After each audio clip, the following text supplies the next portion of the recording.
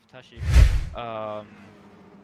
going through Blanchimont, and up there chicane where he's gonna brake really light, and he's gonna go to the inside to try and avoid the collision, but oh, so close, and there was some contact, but he did well to avoid a major accident. I think Kulina got a little bit of dirty tires on the curb, as you can Nah, see, and nah, he had a very tight line, so he couldn't steer back on lots. Yeah, a and little as you bit of see, technical moment here. yeah, we had a technical issue. But yeah, this is this is a good move by Fatos, who regains the two positions, regains like Oh, with dirty tires.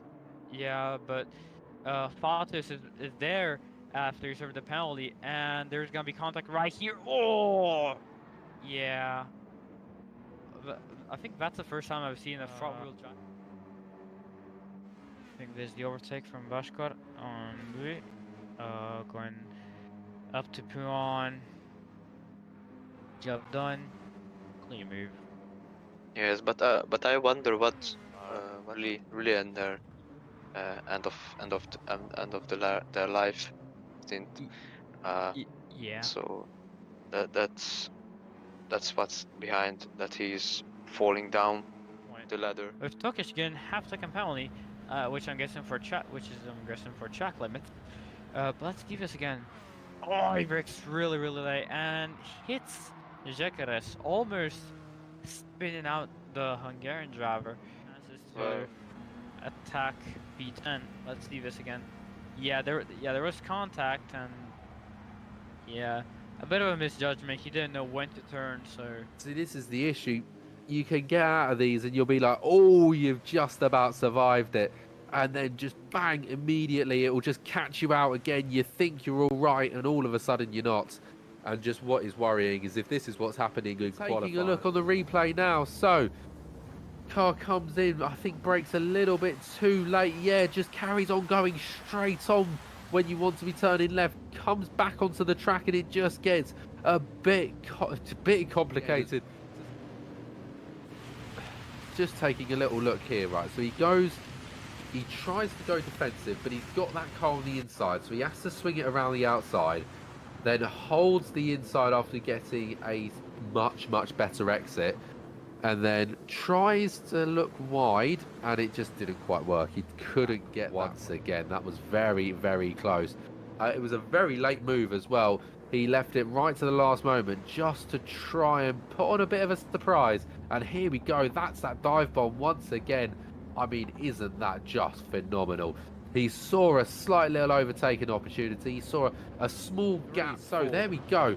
He's gotten a good... He's ran pretty well around the outside. He's had the inside at Eau Rouge, but he's got the outside of Radion. And to be honest, really, you want that inside line going up the hill, because then you can cut across and take the outside, take the inside at the left-hander, and he's done. Just going, oh, what's happened here? That's Marco, I believe, getting himself all the wrong way around as he came out onto the Kemmel straight there. Absolutely no idea what on earth caused the mistake. We'll just watch a replay here as he accelerates to 200 kph up to 210. As he hits Eau Rouge to 220 coming up the hill. Gets it pretty nicely, runs just a little bit too much over the curb. And does save it very quickly. Terrible mistake. We'll just watch a replay here as he accelerates to 200 kph. Race, at least that's kind of what we're hoping anyway. Look at this. For the fights, we've got a couple of drivers just behind looking to try and take a podium position. Can he? He's going to have to switch to the inside. He had the outside, now going to the in. Is he going to be able to get the dive bomb? He's not going to go for it, interestingly enough. Maybe try and get a better exit out of the hairpin and up into the run at... at Eau Rouge. I don't think it's quite going to work. No, it's not. He's going to have to sit behind for another lap. But... not the end of the world. It's just about making the most of what happens. And what's happened is they're both going to go off track as he comes across daringly. He just loses the rear end of his car, and that's going to send both of them spinning into the wall. He comes up behind the car. He's going to get a decent bit of slipstream. Gets just a little bit too much onto the curb. This is what we're saying, and this is what we're seeing time and time again.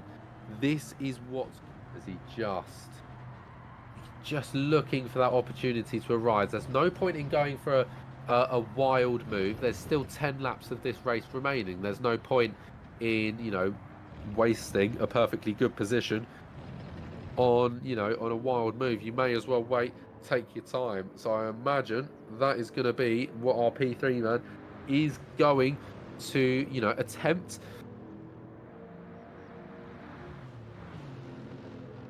And I think he'll just try and stay in the slip throughout this back straight. There's no real point of going for anything during the straight. He might go for a dive bomb. He's going to have to go to the outside here at the bus stop chicane. Puts the opposition driver into a defensive mishap. Does get the switchback open, but once again is going to have to go to the outside. Is he going to go for a double switchback? I'm not too sure. He'd have to brake quite early, as he's actually got some really quite a good run here. Follows it through to the outside, gets up onto the barriers a little bit, and it's not quite going to be that time round. But he's still very, very close to the back, and he could possibly look for a move here at Eau Rouge and Radion. It would be a bit stupid to do so, and I think he agrees with that. But instead, he's going to wait for that Kemmel straight to open up. And yes, indeed, he does get it. And through goes Addy into P2 for now. But don't worry, he's back. He'll be back for more. I can rest assured on that.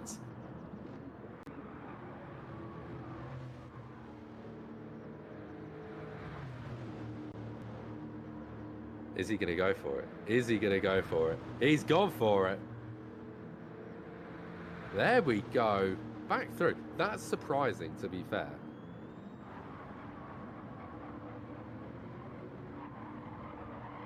I'm genuinely quite surprised by that, actually. How closely. That's incredible gap closing. Now down to just under half a second as we run through the slight little lift for both drivers. One lifted, the other one puts a slight bit of brakes on. Is it going to be enough to try and get that overtake made into the bus stop? It's not quite going to be, I think, in a bit of fuel conservation. Changing a little early there, I'd have said. You're going to probably run that right to the very end of your timing sheets. But if you're pulling out a 219 in still under these conditions and still under these tyres, who wouldn't stay out for one more lap? If you've got the fuel to do it, which anticipated to happen. He's gone for the outside rather than the inside, and there we go, gets the move done as he puts in a defensive shift of a lifetime. Very good defensive positioning there into the braking zone, made the most of it and got himself up into P3. It was P3, yes, I'm correct.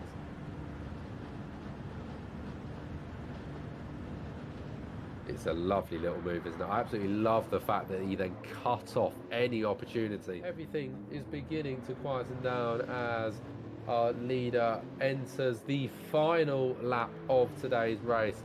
And yes, interestingly, I thought these tyres and the fuel wouldn't last. They have just about lasted. I'm genuinely... people are now heading down that Kemmel straight just one more time. And a penalty for the Greek. Oh, that's going to put him in a very challenging situation because he is around cars on time with him. He's got Kiss just in front of him. So he could possibly get past and, you know, have to go for the re-overtake, or he could extend that lead just enough. But we're going to turn to our winners.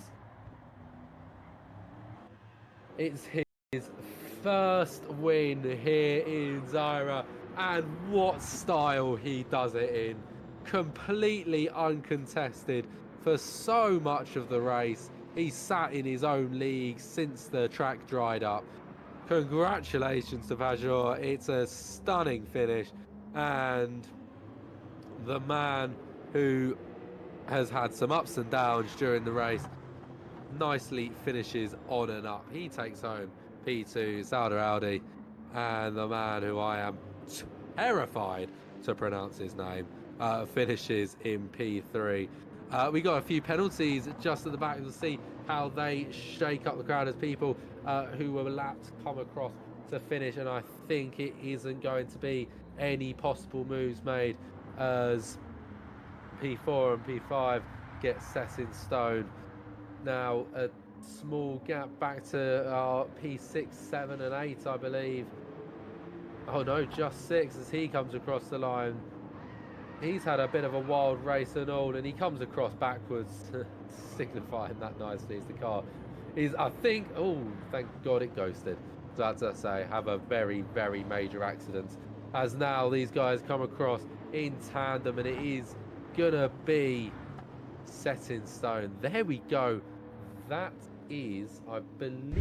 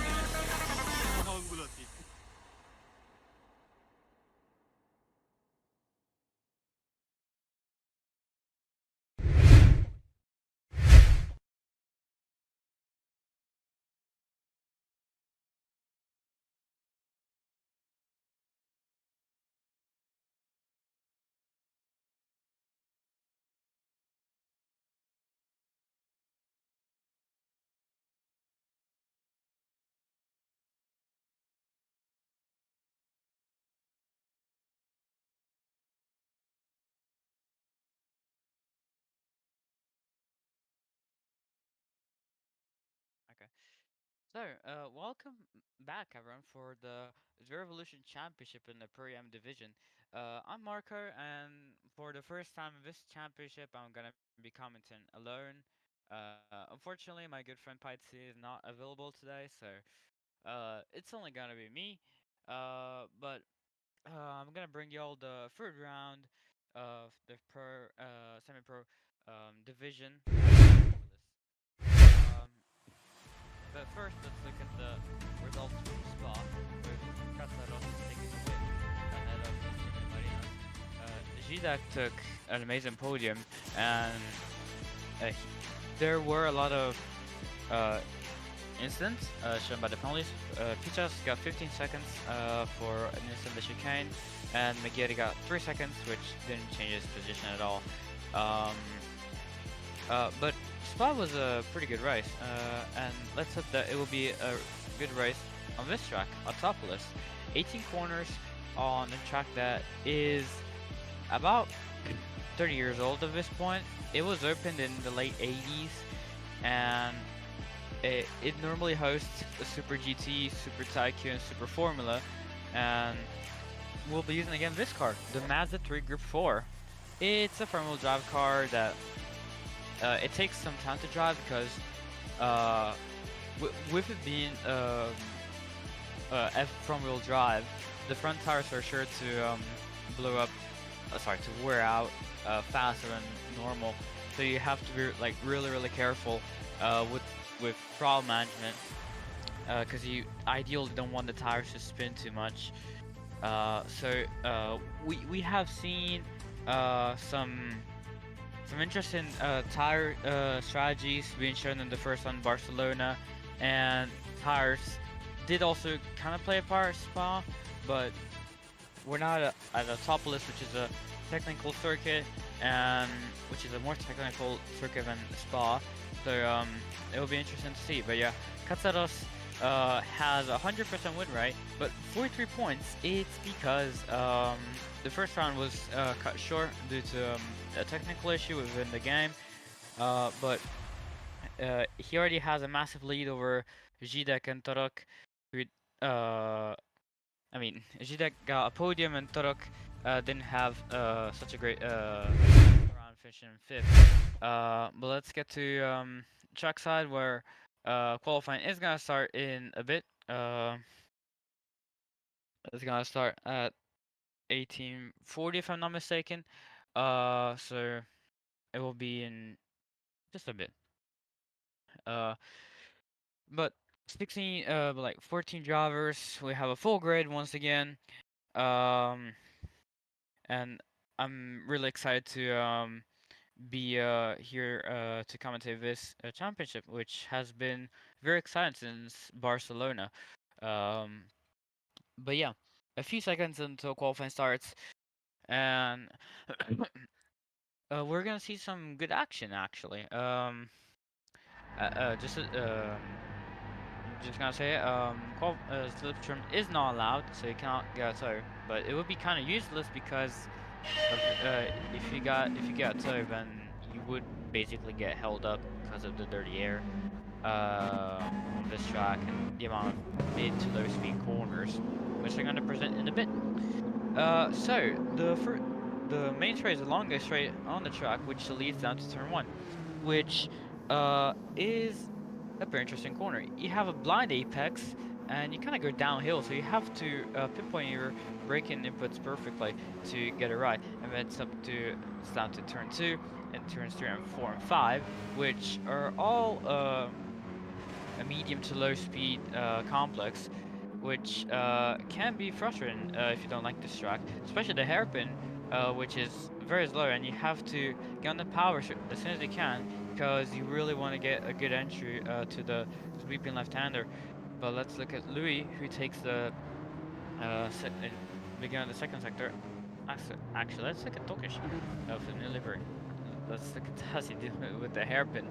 Um, yeah, so you really want to get a good entry up to this corner, which is a sweeping left-hander, which um, has a pretty blind exit, so you have to be really careful with the throttle input. But then you go uphill to this interesting hairpin, which is off camber, and you really have to be careful on exit. With these cars you get understeer, but with the pro cars you get a lot of oversteer because you go suddenly downhill on the exit of the curve. But now he'll continues up to sector 3, which begins with 2 medium speed corners that lead into 7S section, which we can see here, and it will lead into this double apex corner, which which has to be taken with patience, and it will lead to another double apex corner, which is this one, which again requires patience. And the last 2 corners are interesting because the penultimate one has to be taken with a very wide line if you don't want to wear your tires too much. And we see Laco having a big moment in turn 1, braking on the grass before turn 1, but he stays straight, and hopefully he rejoins the track safely, which he does. But he's gonna have to let everyone by because his lap is has been ruined by that mistake. But let's look at Daniel Sturbo, the Romanian driver who is a rookie in this championship and has so far done pretty well for a rookie. And as we go on board with him through sector 2, as he goes to this awesome sweeping left-hander where you have to go down in gear and you have to be really careful even on track limits. You can get a penalty here if you're not careful enough. He goes uphill to this off-camera hairpin, and hopefully he gets it right. Takes the first apex. Actually takes the apex. Gets a good exit and goes downhill to begin sector 3. Begin with this sweeping right-hander, which goes into a bit lower right-hander. So mid-speed corners that will lead into another left-hand, that will lead to a left-hander, which is mid-speed. But you have to compromise the exit for this double apex corner, which is actually considered like two corners. That leads into this short chicane, and then you have to turn left again, and then right for the penultimate corner, which is a very, very long one, especially with these cars. And then you have to be really careful on the last corner because you have to kind of take line as straight as you can, but you have to avoid the grass on exit. Otherwise, you're gonna mess up your lap. But Jekares on provisional pole with the 55.3 actually took the 54.9, gets into Zidek takes provisional pole at the moment with a 54A by 1 millisecond over Stratos, who doesn't manage to take provisional pole away from the Slovakian driver. So Stratos, the race winner at Spa in Barcelona, is already starting qualifying on a high, putting himself already in P2 in his first flying lap. Again, we have like 10 minutes of qualifying, so we're almost at the halfway mark of qualifying. So yeah, it's not exactly quick lap despite the track being shorter than Spa. But we already see a bit closer than Spa, I think. Yeah, we're on board with Stratos, the current championship leader, going up to the hairpin to gain sector 3, and he's not currently improving on his time, but he'll make sure to try and get some time out of the last sector. But he takes the hairpin pretty nicely indeed, and is gonna. Sorry, apologies, and takes the entry to this very technical section pretty well, and as he deals with these kind of sweeping corners as the guy ahead of him goes off. I think that might be Jekadis, but I could be wrong. Stratos is will surely want to not get held up by the car ahead. He goes a bit wide, takes a very tight line going to the last corner, which may work. But who knows? Car ahead goes into pits. Locker manages to improve, but is Stratos? No, Stratos is not able to take provisional pole away. So Zidek remains on provisional pole and goes into pits probably to change tires. Meanwhile, down in the midfield, Louis is currently P10, is getting some dirty air from the car ahead, and he manages to improve, and that might get a look from the stewards. Yeah, Lukish improves and puts himself in P10. Okay, so car ahead of Louis moves over, so Louis will have clean air this lap hopefully. But you know, he's only 7/10 from P1. So we have another case of a close field, just like in a Spa where we had I think 9 to 10 cars within a second or so. That's what we like to see. We really like close racing, and qualifying can be a good indicator of how fast the drivers can be. Of course, it isn't like a very trustable indicator because some drivers are going to be faster in qualifying and some are going to be faster in the race. But as we've seen throughout this championship, the key element is tire saving. And if you can manage to save the tires throughout a race, then you're gonna probably gain a lot towards the end.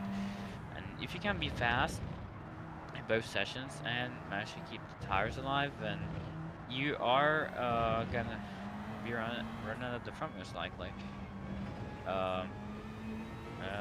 Tokas just improved. Torok improves again. Stratos goes in the pits. Ferreira improves.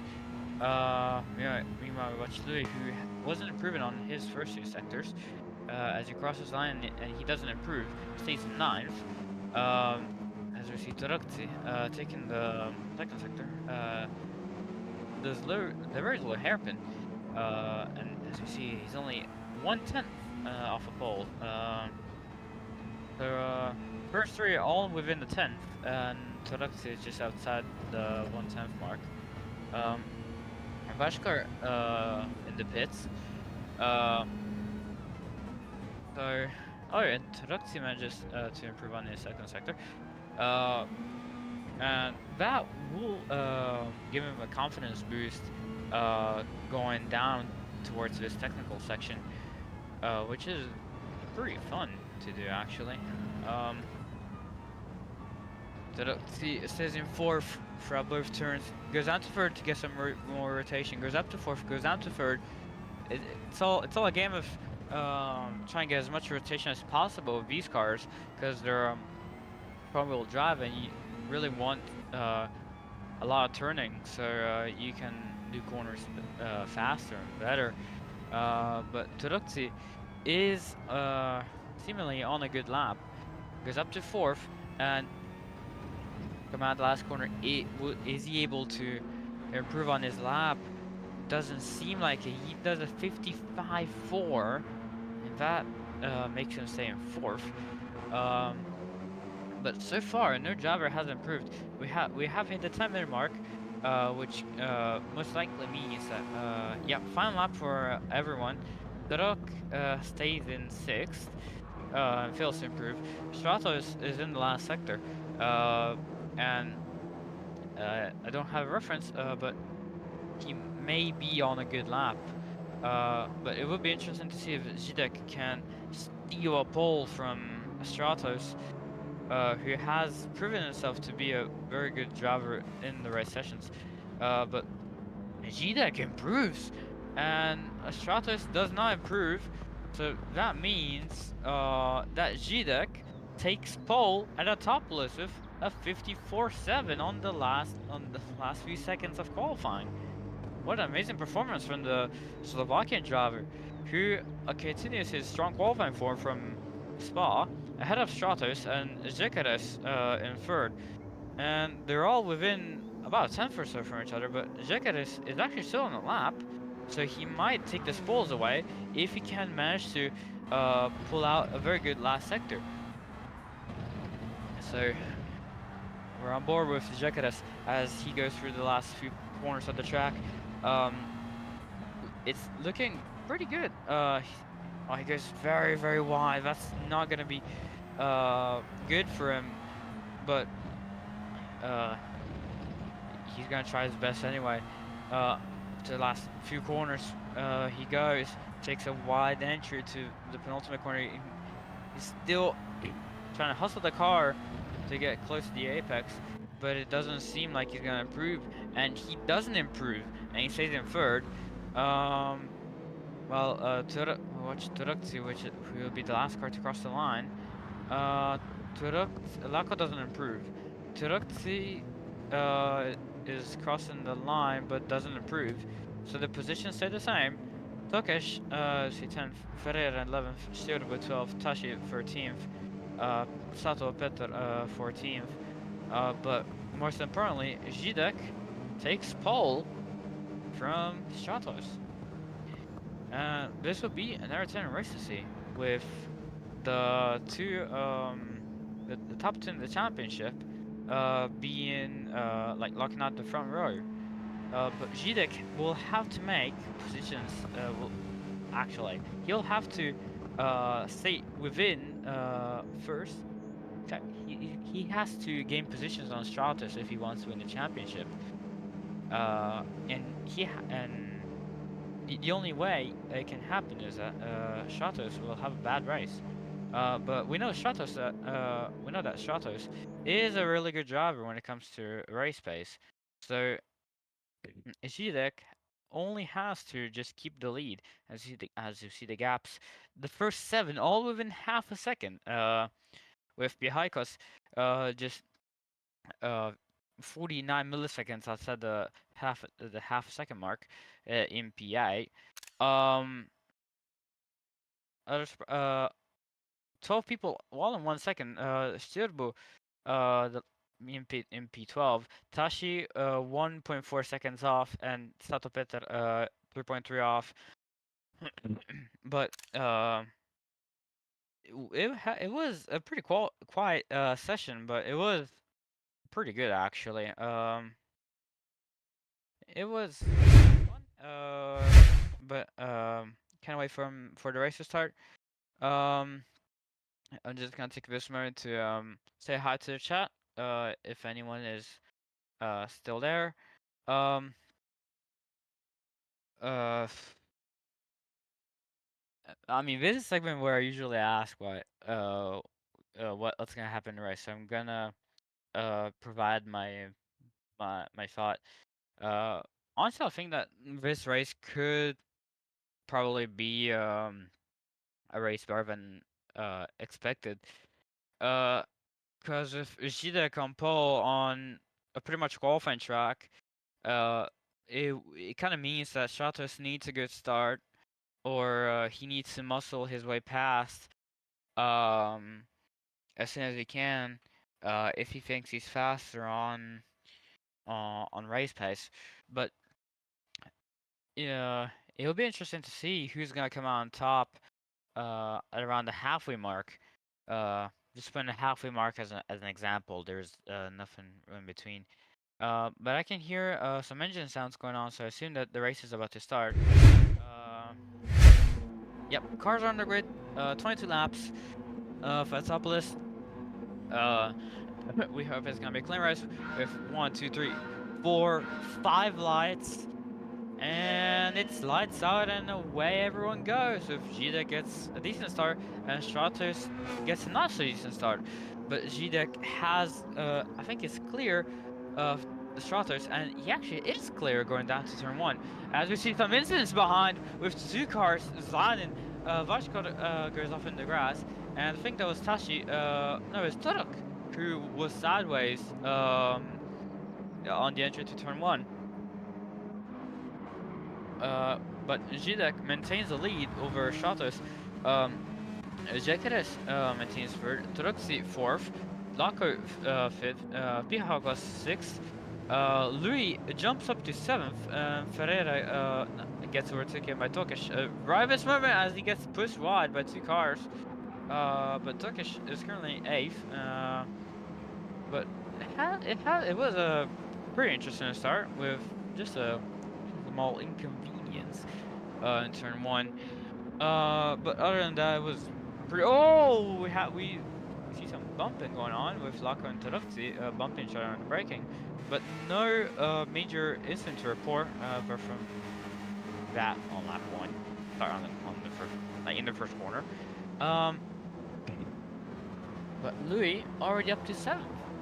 Seems like Louis is pretty good at starts. We've seen that Spa, and we're gonna be seeing it again at Autopolis, but we're gonna get back to the top 3 positions with Stratos still within range of Zidek, and Jekares is already losing sight of Stratos' slipstream. But Stratos takes an unusually tight line in the last corner. I wonder if he knows that he can save tires, or maybe I wonder if he thinks that he can save tires. It may pay off. Who knows? Fortune favors the bold, as they say. But it's gonna come into play in the race. But Stratos has been gapped a little bit by Zidek, possibly because of the dirty air that's forming up in these mid to low speed corners. As you see a replay of the start in the bottom right corner, actually the full start, with a very clean start from Zidek, who got a better not only reaction but a better launch off the line than Stratos did, and the Slovakian managed to clear the German as an accident happened behind them with I'm guessing someone moved under braking, and someone went off trying to avoid it, and there was contact, and someone got sideways. But there wasn't any major collision, thankfully. So everyone's going strong, and yeah, Suitable is up to 9th. The Romanian driver who started P11 is already up to P9 and is on the attack of Tokesh. The Romanian rookie is trying to make a name for himself in the semi-pro division, and he looks very aggressive now with the gap decreasing corner by corner on Tokish, but it's gonna be really hard to try and follow him. He needs to hope that Tokish will make a mistake, because it's pretty hard to follow this track. But 2/10 is actually pretty close. So Stirbo managed to stay really close to Tokish and may go for an overtake. He looks down the inside, but he's not gonna go for it. He lifts while Tokish seemingly goes a bit wide, but manages to hold a position. This is gonna be interesting because Tokish is not in Lewis's slipstream anymore. So yeah, it's gonna be interesting. But Zidek maintains the lead, as we see above, for P3 between Turuksi and Jekaras, with Turuksi overtaking Jekaras, and some aggressive defending from Turuksi, who desperately wanted Jekaras to lift, but Jekaras had none of it and decided to still go for it. But Zako went for it on Jekaras. So Jekaras lost 2 positions, and that's not gonna be helpful in his title fight, as he's currently third in the points. But that will change after the race if the positions stay like this. Let's see. Yeah. You see the replay of the entire battle. Some some aggressive attacking from the HRT drivers. Some aggressive defending with Gavin never wanted to lift off. He just got cut off. So it was certainly an interesting way to defend. And then Locker sent at the last moment, probably thinking that Jekaris was braking too early, and just took the opportunity. But not an ideal second sector for Jekaris, who loses points at a rapid rate, and it is so close to Locker. So he'll be hoping to maybe induce a mistake from Locker, or seeing how the track is, he's gonna have to be aggressive now.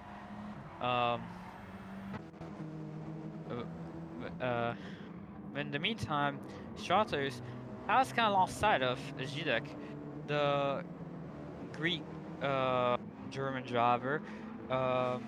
Currently 1 second, actually 9/10, but is on the verge of losing the slipstream to Zidek.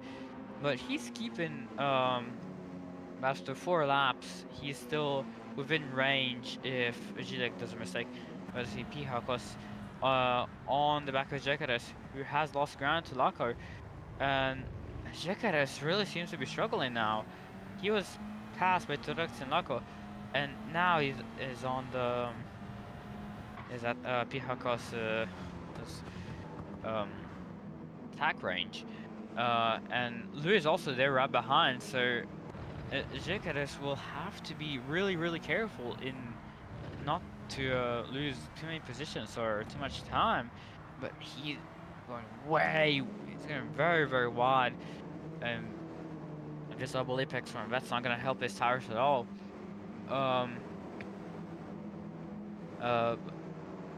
That allows Pihakos to get closer and closer to Jekares, and that could possibly mean that Pihakos could attack Jekares, possibly not turn 1, but later in the track. as we head down to turn 1 with Jekaris sort of defended, placing himself in the middle of the track. Where contact happened between the two drivers, that allows Jekaris to pull a bit of a gap on the Greek driver. But all of that defending cost him a lot. As you see, Stirbo up to P8, defending from Tokesh, who is right on his tail. And will Tokesh ascend on at the hairpin? He thinks about it, but decides to not do it. He's not close enough. So Stirbo keeps his P8 with Vashkar in P10 and Ferreira down in P11. Stirbo goes very, very wide, and that kind of allows Tokesh to close up behind him, and that could give Tokesh an opportunity, but he doesn't go for it. He instead takes a long way around, possibly looking for a switchback. That is not going to happen in this specific part of the track, but is trying to put the pressure on the Romanian driver, so he can get that sweet P8 and get some more points in the bag. But for now, Shirbu keeps the position as we end off lap 5. But Tokesh goes very, very wide, and that's gonna be very costly, not only on the short term, but also on the long term, because that will hurt the tires really badly. And that will also allow Vashko to get closer to him. And that indeed does allow Vashko to get close to him, with Tokesh being from the attacker to the guy who has to defend now. Vashko just 2/10 behind him, and could be looking to put on some pressure on his fellow Hungarian. And he looks to the inside, but he doesn't go for it. He does a bit of a fake to try and force Tokesh into a mistake. But there is also Ferreira right behind them. So Ferreira trying to capitalize on this battle, and Tokesh goes very, very wide, and that allows Vashko to get even closer, with Ferreira just 2/10 behind him, and Vashko thinks about going to the inside, but Tokesh leaves him no space before the corner, but leaves him a lot of space mid-corner, and that also allows Ferreira to get even closer and to maybe get a sniff of the action to try and get back into the points. So freeway battle for P9 for 2 points, but every point matters, and Vashkar continues to put pressure, and Tokesh goes very, very wide, but he will have a better exit as he has a straighter line. But Vashkar is still there, and all that pressure that Vashkar is putting on Tokesh is actually affecting the driver in P9 so badly that even P12 is catching up. So some serious action going on in the midfield, with Vashkar going a bit wide to try and get a shorter exit. But even Turek has caught up the man in P12 is looking to get some points after that horrendous start with the semi-crash in the first corner. The apps kind of extended with Vashkar it was Turek just 3/10 from Ferreira. But you could fit all these 4 cars in one single TV shot, given how close they are. But Truck has caught up to the end of the train, and it's gonna be a 4-way battle for P9. With Ferreira and Truck. Oh, Truck goes to the inside. There isn't contact, but there almost was. But Truck very aggressive on lap 7 to try and get P11 from Ferreira. He's really desperate to try and get back into the points positions, but he's gonna have to be patient, because if he wants to pass Ferreira, he's gonna have to be patient with Vashkar too, because Ferreira is really aggressive now and is looking to attack Vashkar, and they touch. on the exit of the hairpin, but doesn't amount to nothing. But Turok gets even closer, going down to the sweeping right-hander. Oh! And Vashkor hits the grass on the brake and goes off into the gravel, and that allows Ferreira to take P10, but Vashkor goes down to P13, and that's gonna be really, really frustrating for him. So, see the replay. Vashkor, who was in P10, going down to the sweeping right-hander, hits the grass on the brake, and oh, that's gonna be really, that's frustrating for him, as he was having a decent race up to this point. Now he's completely out of the points. But that's gonna allow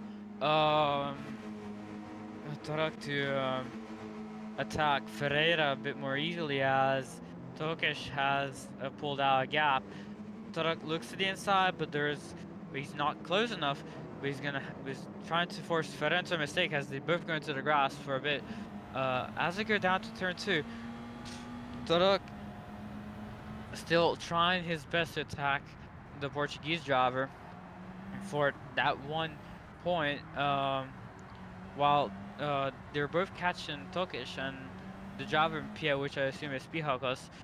As we go back to P3, Lako in P3 has overtaken Turukti off camera, and no, it wasn't Pihakos who is P8, so Pihakos up to P5, ahead of Jekares and Louis, and Stirbu is the one in P8. Oh, we see some defending going on with Ferreira going very, very wide, going to the hairpin. Turok fails to capitalize on the opportunity, and is gonna have to wait another day for it, unless Ferreira does a mistake. But Turok is really, really aggressive, trying to fake a move in every single corner. But there's contact. There's contact between the two. But Ferreira keeps the position, and Turok is really, really desperate to get that 1 point away from Ferreira, as they're both catching Tokash, which could mean that both drivers could get points if they want to work together.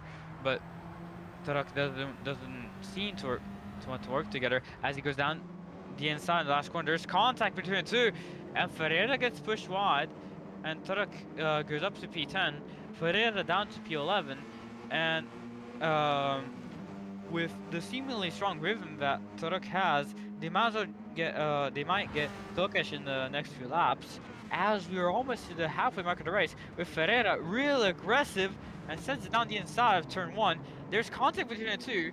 Turok goes off into the gravel, and Ferreira gets back into P10.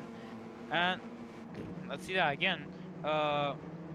From the start, with Turok sending it down the inside at the penultimate corner, and that was a pretty aggressive move. Shoved him out. But let's go about Ferreira, who sent it down the inside on in turn 1.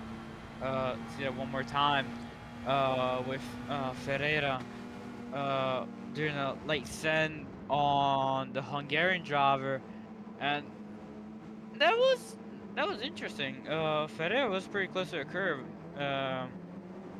and probably expected a bit more room given by Druk, who is now P11 ahead of his teammate Tashi. Let's go up to P6 with Jekares still holding the position, trying to not lose too many positions, with Louis behind, and Stirbu, who from the radar seems to be close, but Trakti and Laka are still very close, and Pihakos might get in the mix, so it might be about a battle for P3 for a final spot on the podium, while Zizek is still leading ahead of Stratos,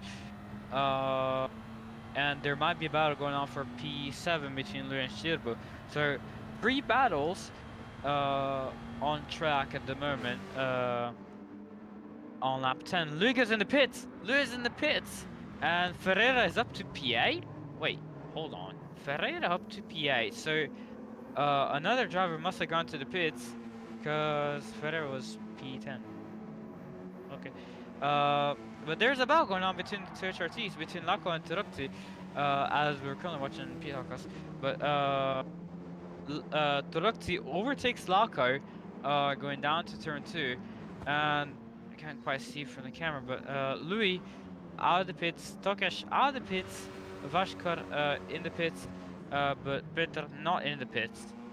So Peter running P14, not has even going to the pits. Vashkar in the pits, probably suffering some damage. But Lako really aggressive now, on the back of his teammate with Piakos right behind him. They're a possible three-way battle for the final spot on the podium, with the two HRTs battling with each other, and Piakos just watching there with popcorn in his hands probably. Wait, wait, Stier was up to P7. So, Stier was up to, yeah.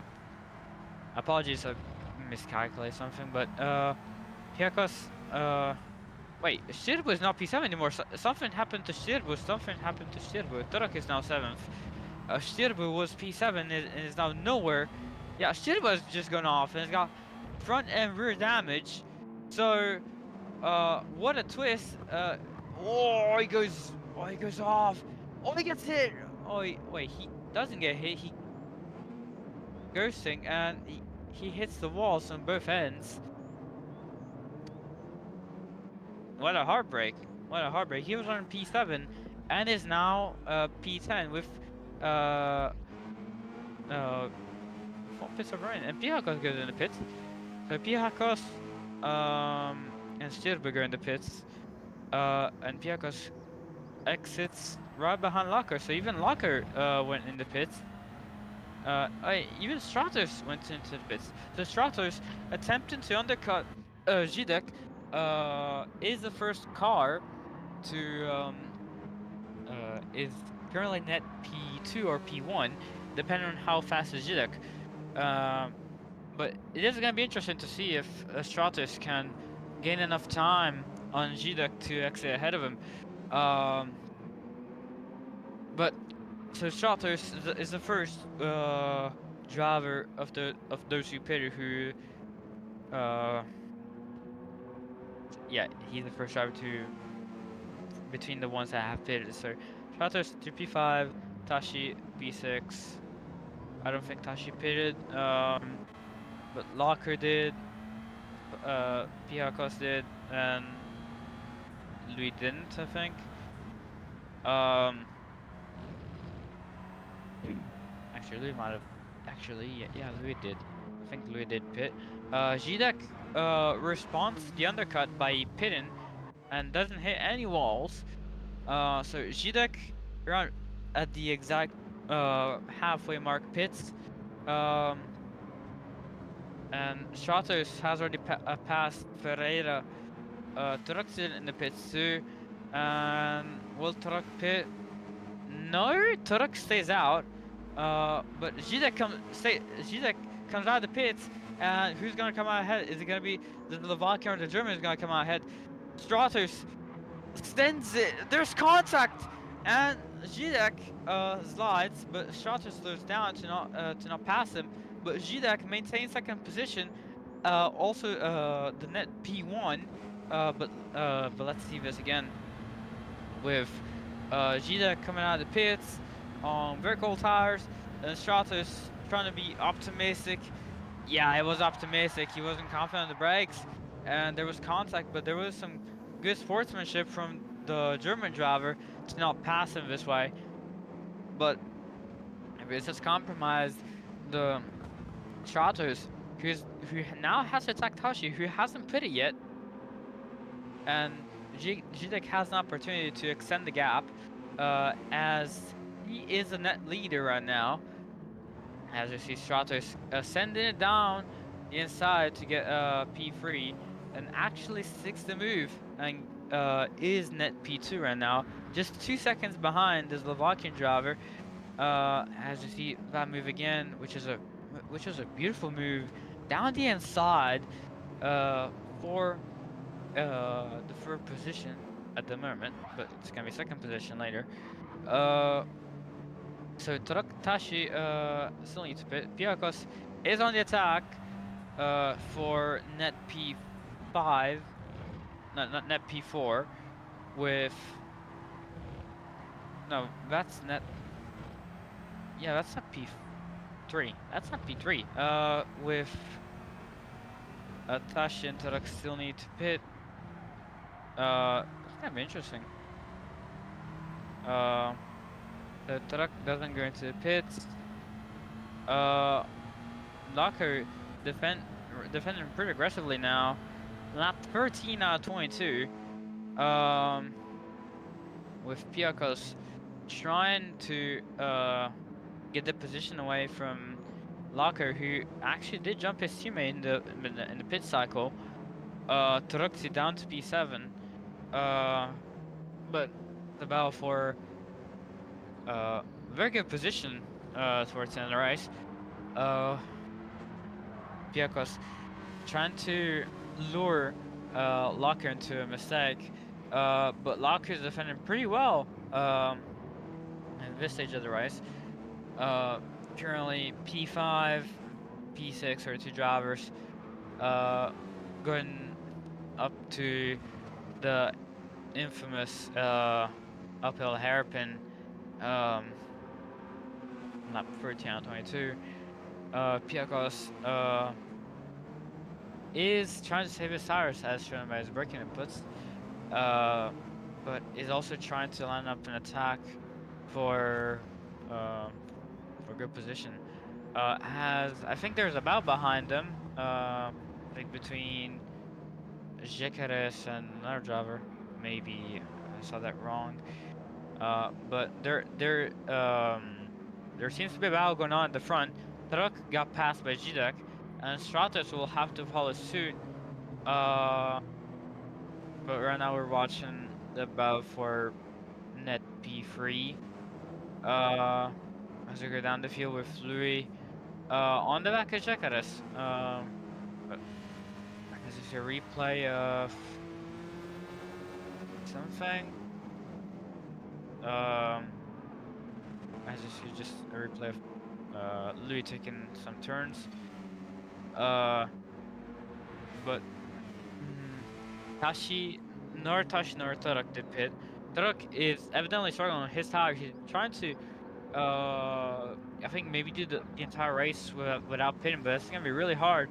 And he's actually holding up Stratos by driving on very old tires, and Stratos sends it down the inside, and that's gonna be an easy position for him. So Zidek and Stratos are gonna finish in these positions if things stay like this, but Tarak surely has to pit, because it seems like his tires are not going to the end unless he pulls a massive tire saving game, and maybe it could work, but he has to hope that the guys behind are battling so he doesn't lose that much time. But Locker just at the fastest lap of the race, ahead of Piakos, who isn't able to close that gap as much as he wants to the Hungarian driver. As we are about to finish lap 14 and begin lap 15. Piakos still desperately trying to attack Locker, but Locker goes very wide. That's gonna hurt his tires a lot. That could mean that Piakos could get closer coming to lap 15. Only 4/10 separate them as we complete 3/4 of the race, if my maths are right. But Locker will have to surely be watching his mirrors now, and he's gonna have to consider the fact that there's an aggressive Greek right behind him, attacking him for what could be for a position if all things go right. As you see, Taruxi just went off in the sand, all on his own. doesn't lose any position, but that's gonna be a bit costly. As I assume he just misses his breaking point. Yeah, he just misses his breaking point, and yeah, he just misjudged it. Unfortunate. But unfortunately, that doesn't make him lose any positions. So he stays in P7, ahead of Louis and Zekaras, who seem to be battling. Oh, they're not. Whoops.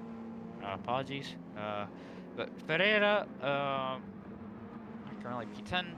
Last car in the points positions ahead of Tokesh.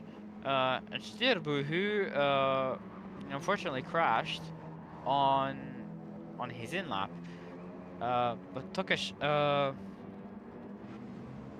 seemingly aggressive, trying to get that P10 back, and he almost sends it on the inside um, of Ferreira, but thinks about it twice and doesn't send it.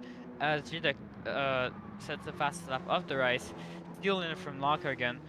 But Tashi, as you see, Tashi, who hasn't pitted yet, currently P4 and is trying to minimize his time loss, but it's gonna be hard with the tires that he currently has. He's currently got passed by Locker, who puts himself in up into P4, and Piekos will be frustrated that there's a car so lower ahead of him, and he surely feel like that he had the chance to possibly overtake Locker, as Tashi lets Piekos by and drops down to P6.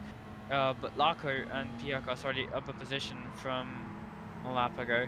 Let's see that again with Tashi pretty much let him buy everyone. Um, Really to not for his tires.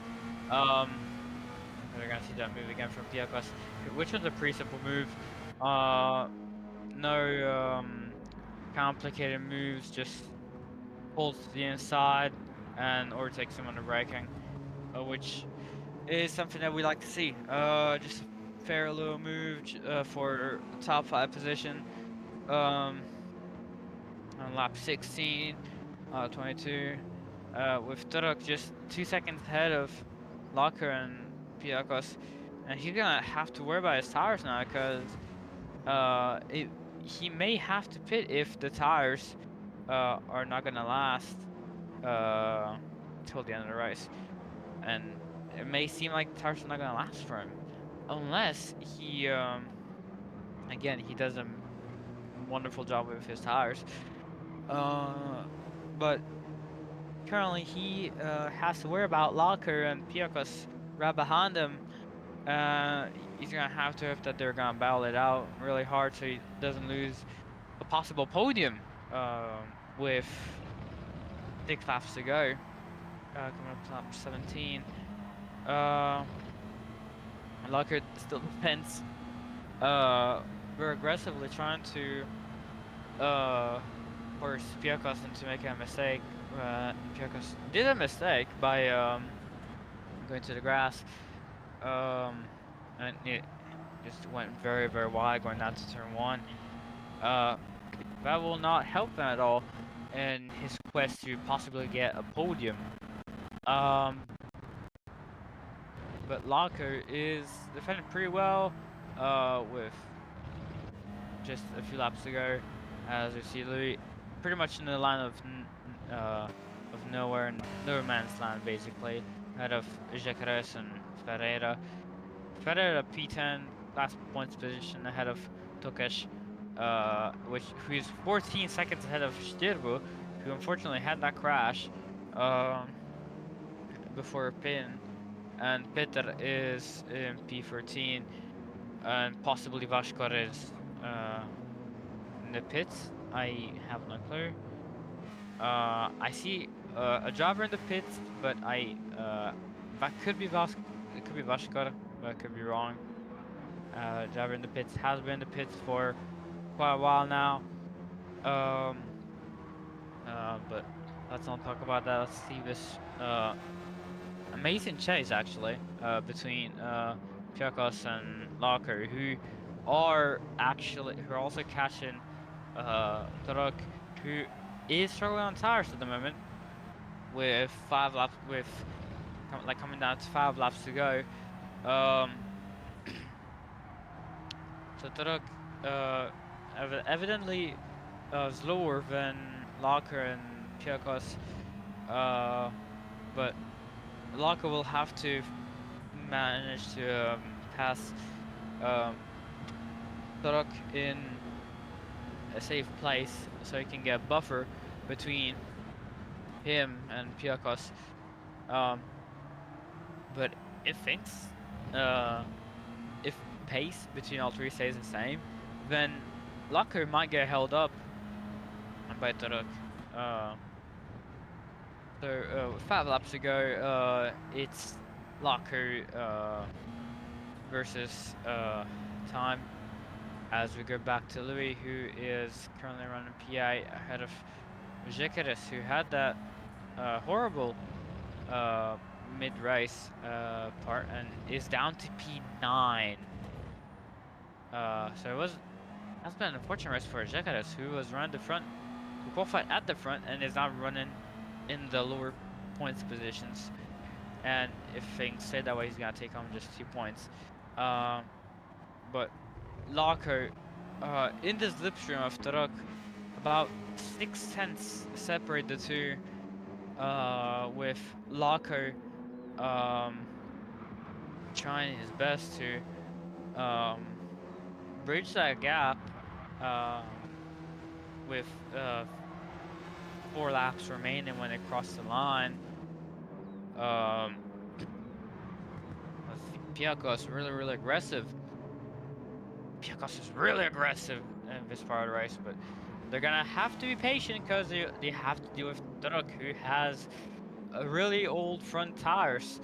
But Piakos really wants to get Lock out of the way so he can get a go at Turok first. Turok's tires are on the brink of collapse. The front left is screaming for help from what it looks like. After 18 laps. But Locker cannot get close enough at the moment. Currently about 4 tenths behind Turok. But he gets a good run turn 1. He gets very close. That could land him an attack that unfortunately we can see now. So Locker may attack here, but nope, he doesn't go for it. And that allows Piakos to get even closer as Locker is getting held up by his rival. And he may try to go for the hairpin as he gets some of a decent exit, but I think that's enough to justify an overtake, unless he's gonna send it at the last minute, but he doesn't do it. He doesn't manage to do it, but Turok goes a bit wide during the mid part of the corner, and he's gonna pretty much put Locker in a difficult situation with the HRT driver having to switch back his way to get up to P3 with Turok currently P4 still on the outside trying to hold a position, and Turok goes down to P4 after being a bit shoved into the grass, and is gonna have to fend off Piakos with 3 laps to go as they cross the line. But we see a bit of a push from the Greek driver who really wants to get Turok out of the way, and probably doesn't know that Turok is on very old tires. But coming up to lap 20, Piakos has to pass Turok as soon as possible if he doesn't want to get held up by him anymore. As he lines up for an overtake down the inside, he's too far and doesn't manage to even get alongside him. But that's certainly going to be a bit of pressure applied to Turok, who is desperately trying to do the entire race without pin. But Piakos is still trying to force Turok into a mistake, but Turok doesn't budge. Turok does not budge. and he stays in the middle. He does his thing, and oh, there is a bit of contact between the two. Piakos kind of muscles his way past Tarok, who still P5. There's almost contact there, but Piakos completes the move and gets himself up to P4, with Tarok falling down to P5, losing 2 positions in 2 laps. And is probably gonna finish P5 unless he loses more time. He's gonna have to really think about the tires now, as tires are in pretty bad shape. Let's see from 1 lap ago, the switchback that Locker put on him, with Tara going really slow on exit and Locker taking the opportunity. A bit of a shove, but it wasn't like a massive shove. Just a little tap. Probably didn't expect Turok to be so slow on exit, but it's all well. Everything is well that ends well. But Piakos will surely be not happy with it, as he lost his position to Locker, coming to 2 laps to go. With oh, Ferreira has a penalty, and he was on the brink of attacking Louis for P9, so that's not gonna help the Portuguese guys to get more points. As we begin lap 21 out of 22, with Ferreira still trying his best despite the penalty. And is really gonna try to capitalize on any mistake he can force Louis into, but Louis doesn't budge. And Ferreira will have to work hard, even with the penalty, to get P9.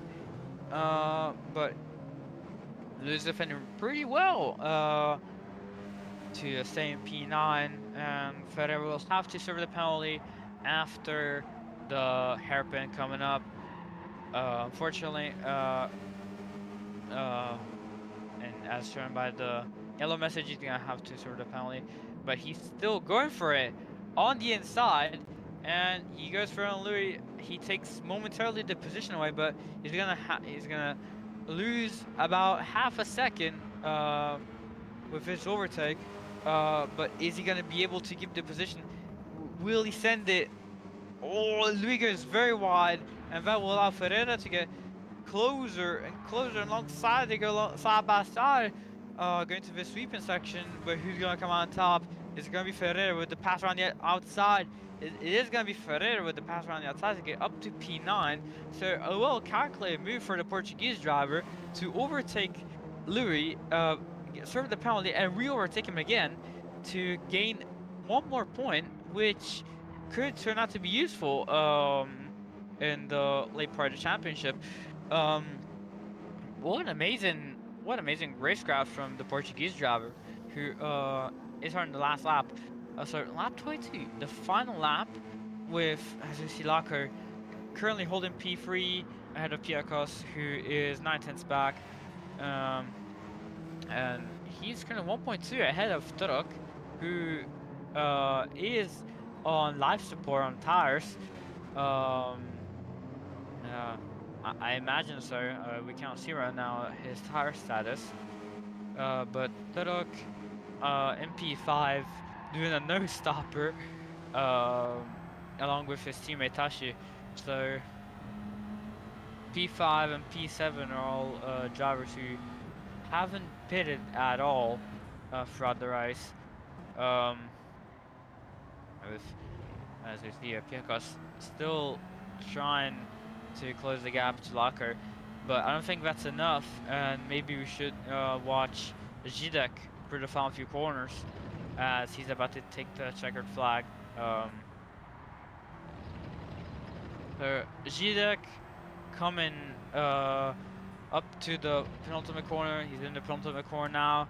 Coming to the last corner. Zidek. What a dominant drive from the Slovakian driver, who wins the third round at Autopolis ahead of Stratos, who cannot manage to win 3 races out of 3. But Zidek did what he needed to do, and he gained some points ahead of Stratos. Pole, fastest lap, and the race win. I'm going to do most laps led. Larko takes a well-deserved 3rd place. Piakos gets 4th. Turok gets an incredible P5 with barely front left tire left. Turok takes P6. Tashi P7 with a no stopper. Zekares P8 after that disappointing start. Ferreira takes P9. Louis takes the final points position. Tokesh P11 after a somewhat frustrating start. Shirbu, who was running P7 at some point, after that crash, was relegated down to P12 with damage and a pit stop for tires. So Shirbu ends up in P12 after a frustrating race, and Santo Peter P13.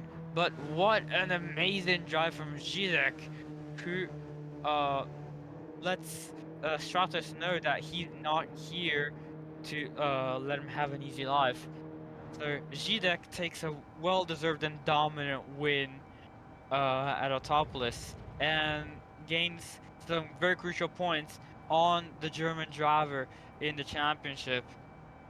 But man, what a race! What a race! 22 laps of pure excitement, and Sato Peter has just crossed the line. So results have been finalized. Zidek is the winner. Pole position, fastest lap, and clean race.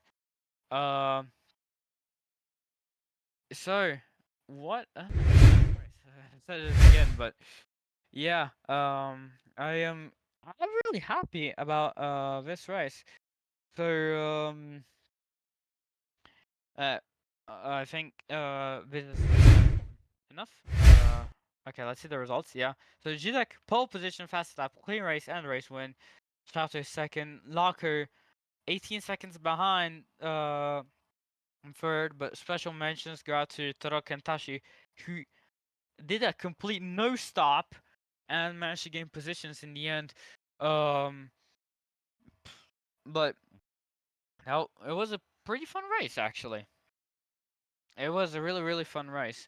Ferreira 9th, Louis 10th, Tokesh 11th, Shirbu 12th, Sato Peter 13th. Vashkar did not finish after sitting in the pits for a good half of the race.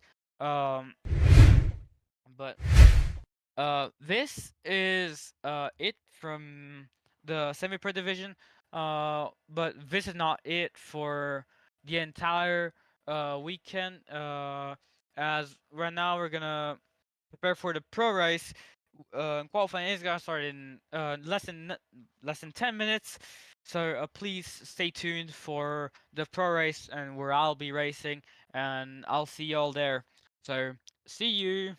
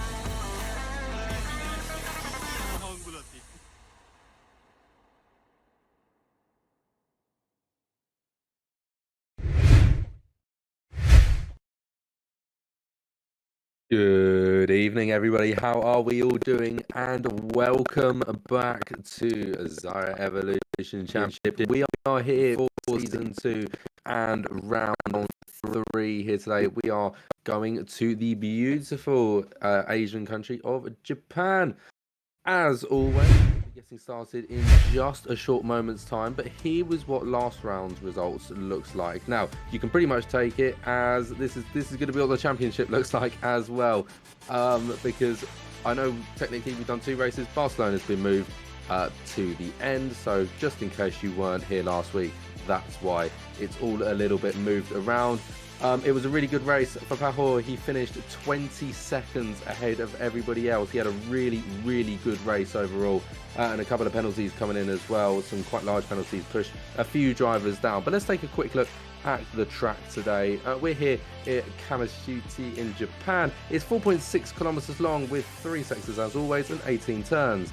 We're doing 36 laps, of which at least 9 of them have to be on the hard tyre, and 1 formation lap behind the pace car, and it is a manual rolling start as always. Now, let's take a quick chat about that car. We saw last time out, even in the rain, come rain or shine, this car knows how to put cars side by side all race long. It was really, really good to see the racing that happened in Spa last time out, and hopefully this Lexus can do exactly the same again.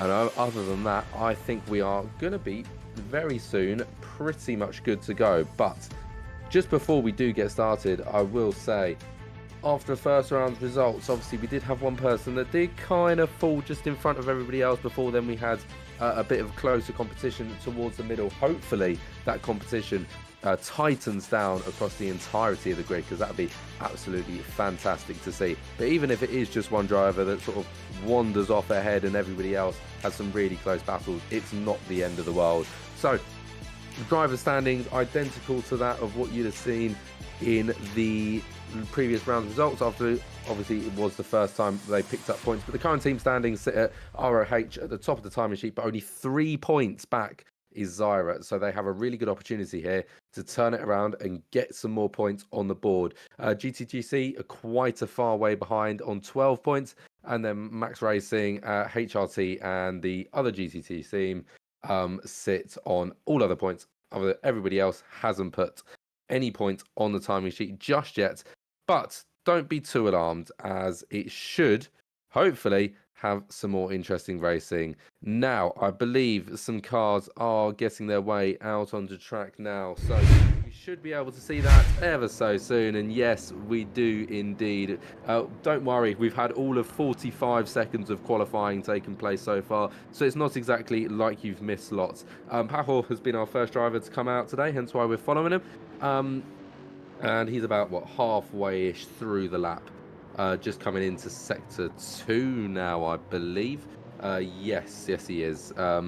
Maybe into sector 3, actually. I'm not too sure.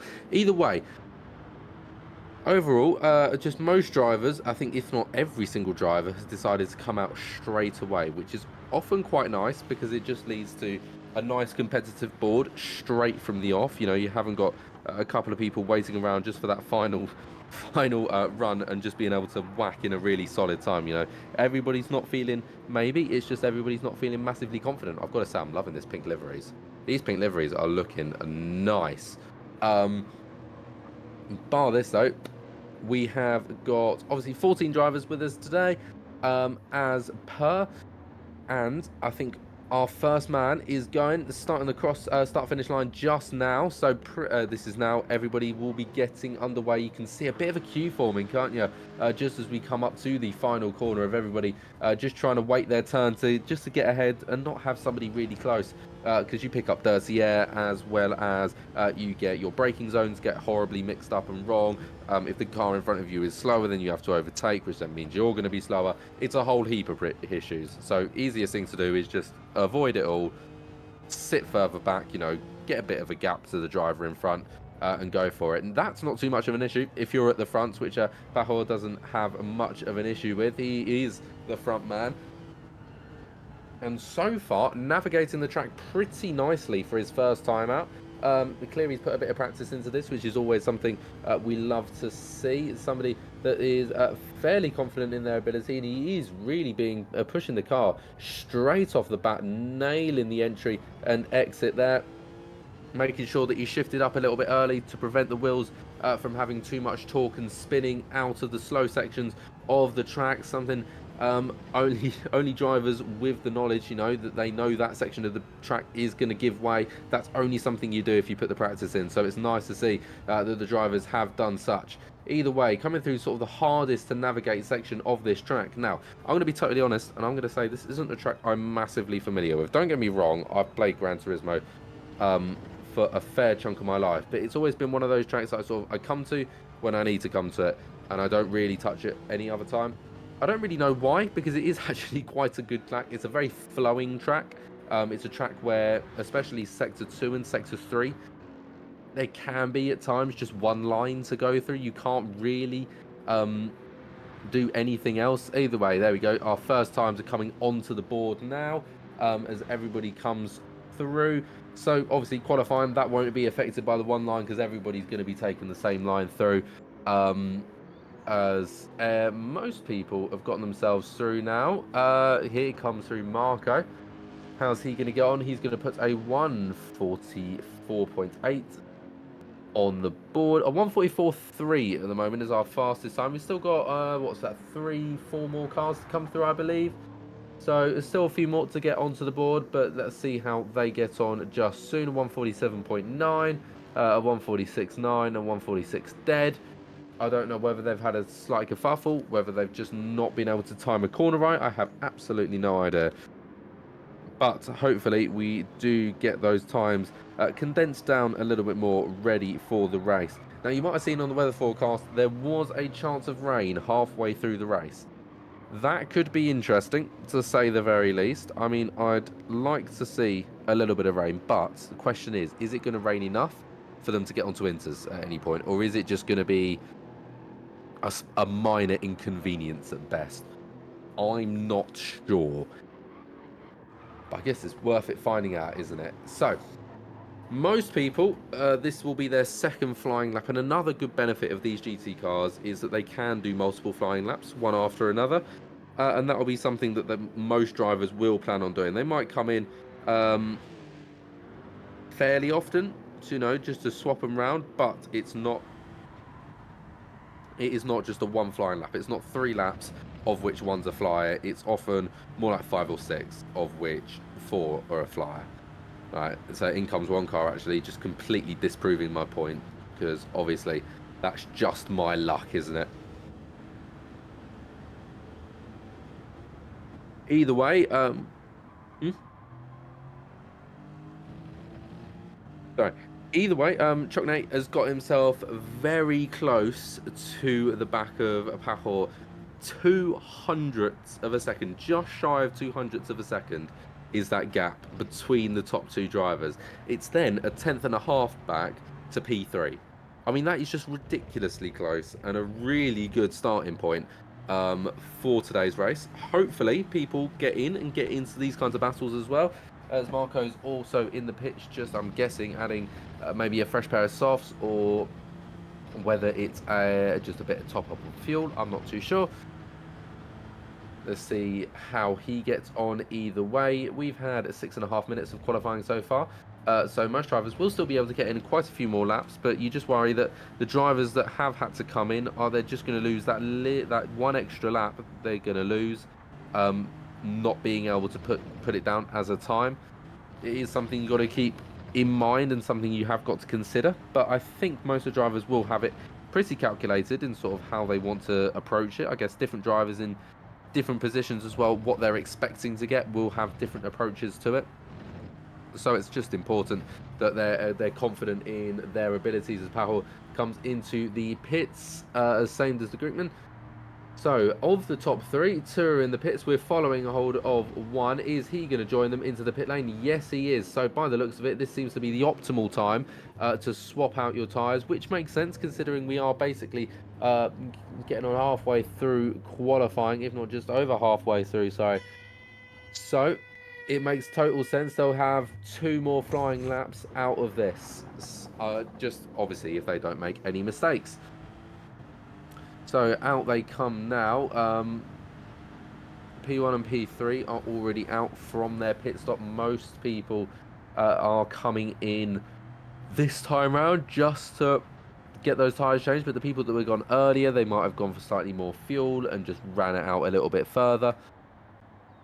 I'm not too sure. So it should be interesting to see how this winds out in the long run, but it shouldn't be too much longer now. We have left. Most drivers are still on outlaps, so we'll just have to wait for them to go and get their laps done. But what am I expecting? I imagine everybody's asking.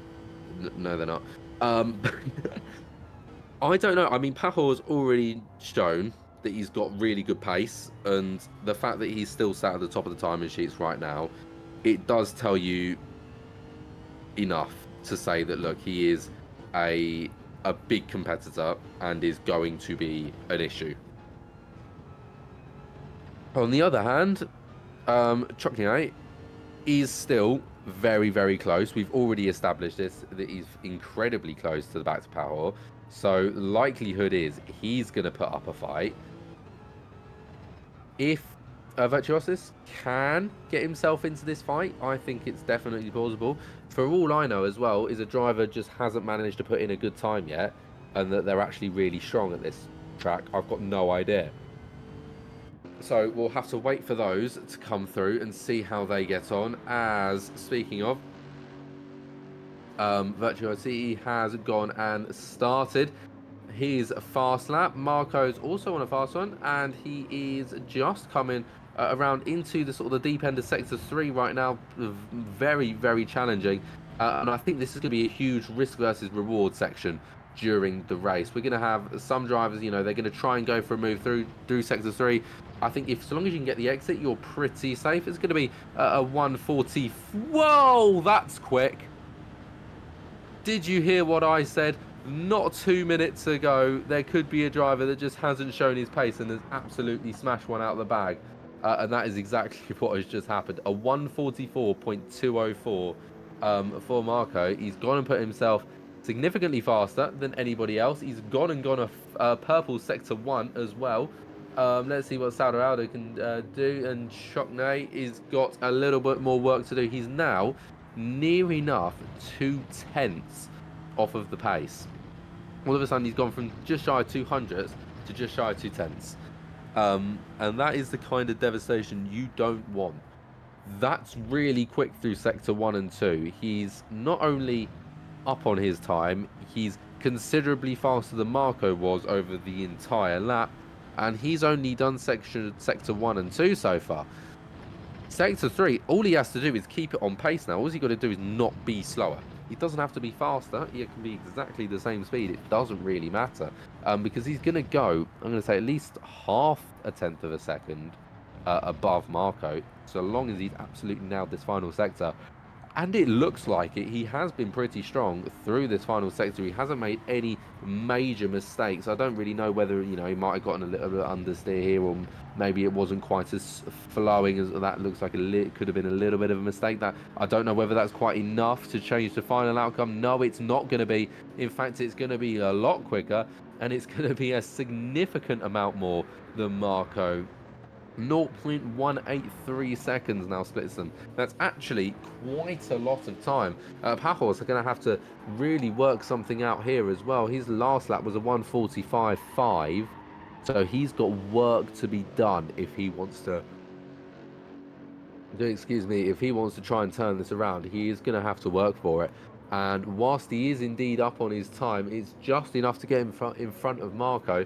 It's not going to be enough to get him to the top of the grid out of sector 2, but he's still got another sector to go. Who knows, maybe he is able to claw it back with a flowing sector 3.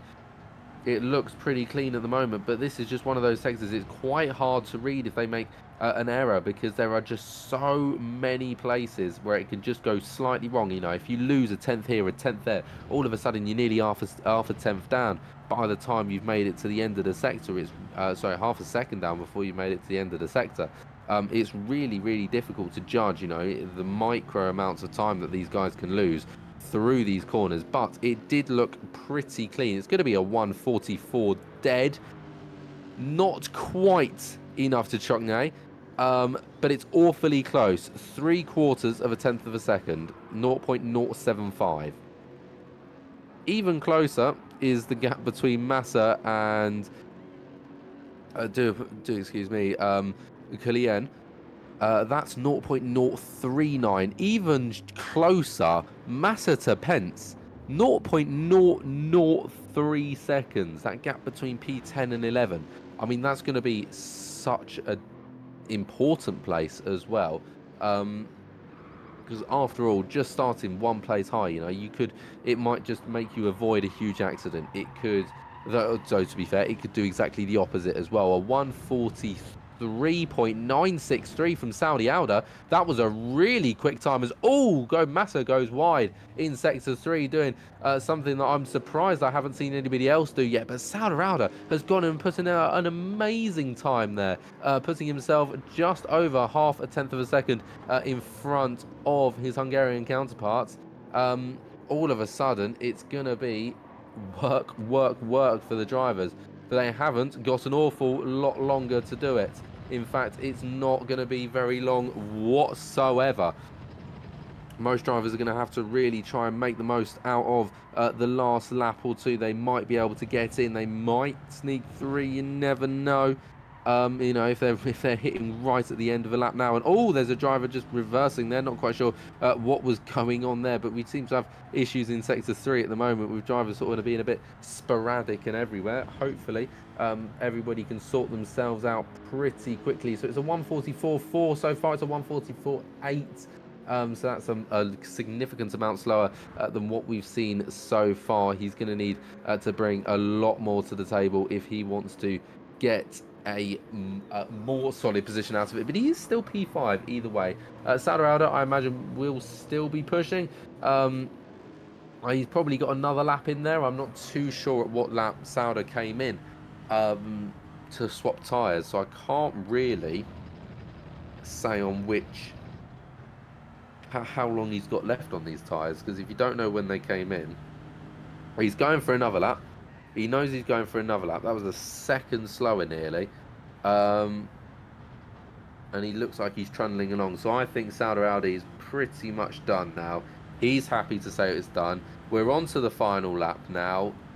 We've crossed that 15-minute marker, and every driver has got one more shot across the line to try and get the best lap they can. Pajo will be really, really interested in getting the best lap he can done now.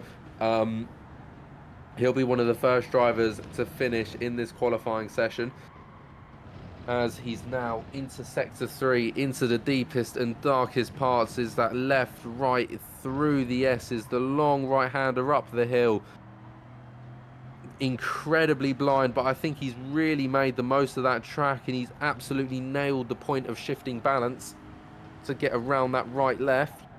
I think he's doing fairly well through here. That might have been a little slow, but I'm not too sure. I think that was actually fairly solid through there. He's going to come across the line now. Is it going to be a 44? Yes, it is. It's going to be a 44.3. It's going to be no improvements for Pajor, but we've still got a few more drivers to come through. Marco still quite a way through, but I think they've all slowed down. They're done now, I believe, by the looks of it. Yeah, they're all trundling along.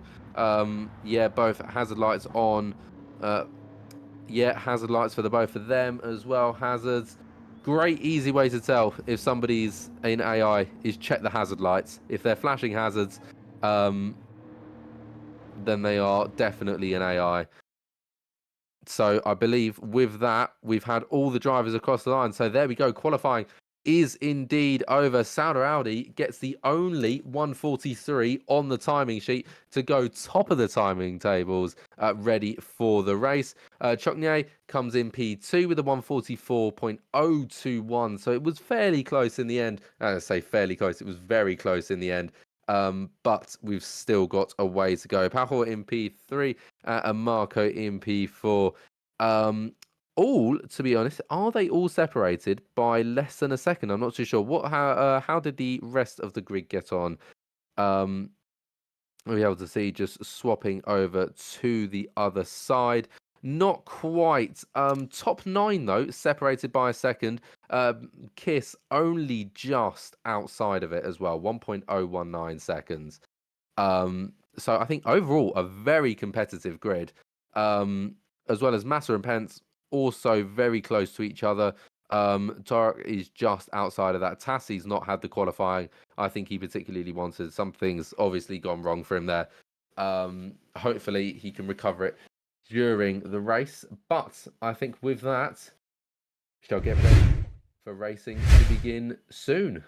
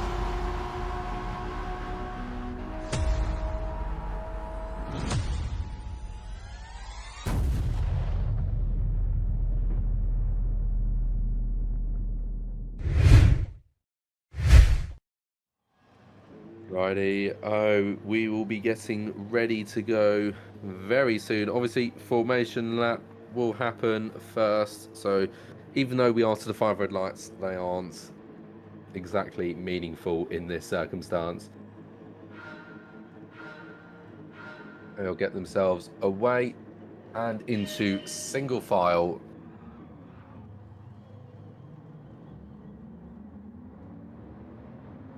So, teammates once again sitting at the top of the grid.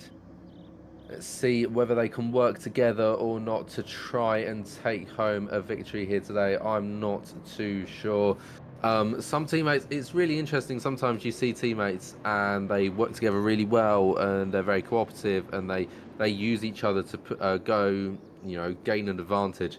Other teammates, they will just absolutely stampede each other, take out each other at some point during the race or negatively affect one of their races. Be interesting to see how these guys work up at the top of the grid as we go around. Obviously, a nice little cycle lap for the drivers, though there's not too much to worry about right now. We've got 3 meters per second of wind, heading easterly. Yeah, 2.9 now, so it's not major winds. It shouldn't affect the cars at really any point during the lap. It's not going to massively hinder anybody's progress. I don't think it might be an ever so slight reduction just out of turn 1, but it's going to be so minimal it shouldn't be an issue. Obviously, that rain that we saw that is possible, that will be something the drivers will be taking care of and taking good attention to. Obviously, they do have the menu in their driving hub down at the bottom of the screen where they can see the weather forecast radar. So I imagine many of them will be sort of looking at that sort of between, I'm going to say, probably around lap 13 to lap 18, because it was due to be sort of right slap bang in the middle of the race. Possibly just slightly before that that point as well. So hopefully we get some very good racing, and it should be getting started very, very soon. Just rounding out the last couple of people at the back of the grid, we run with Tassie. He sits right at the back, hopefully going to try and gain as much as he possibly can. We go to double file as they come round the final corner. And now it is waiting, just getting everybody into double file. I'm pretty sure most people are there and ready. We get ready to go green. It's green, green, green. We are go. And it's going to be a fairly awful start, to be honest, for Saudi Rowdy. He's all of a sudden got 3 drivers. I think it's going to be 3 right into turn 1. Could possibly be 4 if Marco could try and get himself around the outside here. He is going to try and go for it on Cockney. Can he get it done? Not quite. So after all of that shenanigans, it remains the same at the top of the timing sheets. Everybody remaining in position for now. No one dares to go too overboard right off of the bat, and I don't blame them, to be honest. That just seems like a recipe for disaster, if I'm being brutally honest.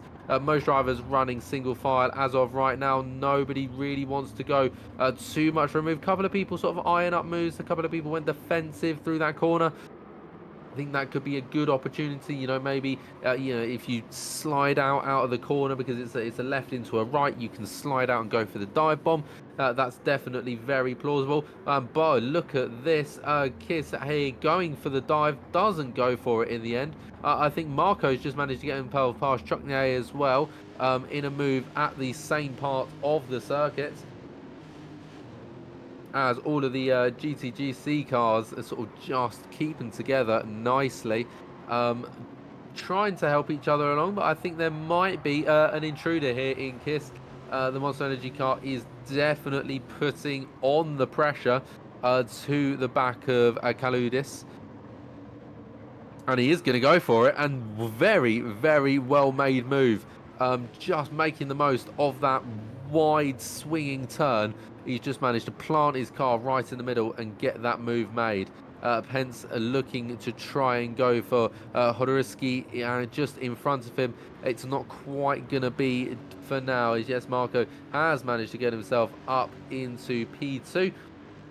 As interestingly, quite a few of the drivers up at the front already beginning to spread out. I'm not sure as to why most of those drivers are doing so. Look at this.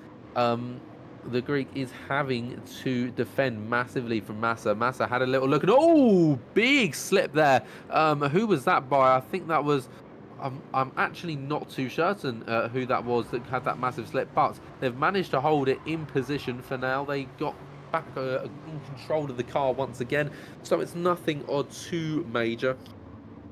They'll be able to handle it for now, and they've got the car back under control again, so it's not the end of the world. No positions lost. All is calm. And to be honest, for most drivers, all is calm at the moment. This is about the most chaotic it's getting, and I just wonder if Massa's going to go for a move at any point now. He's just looking so dangerous. He goes to the outside. Is he going to try and get him on the switchback? No, not quite. Excuse me, Cullian just getting a very good defensive position there and has calmly kept himself in front of Massa for now.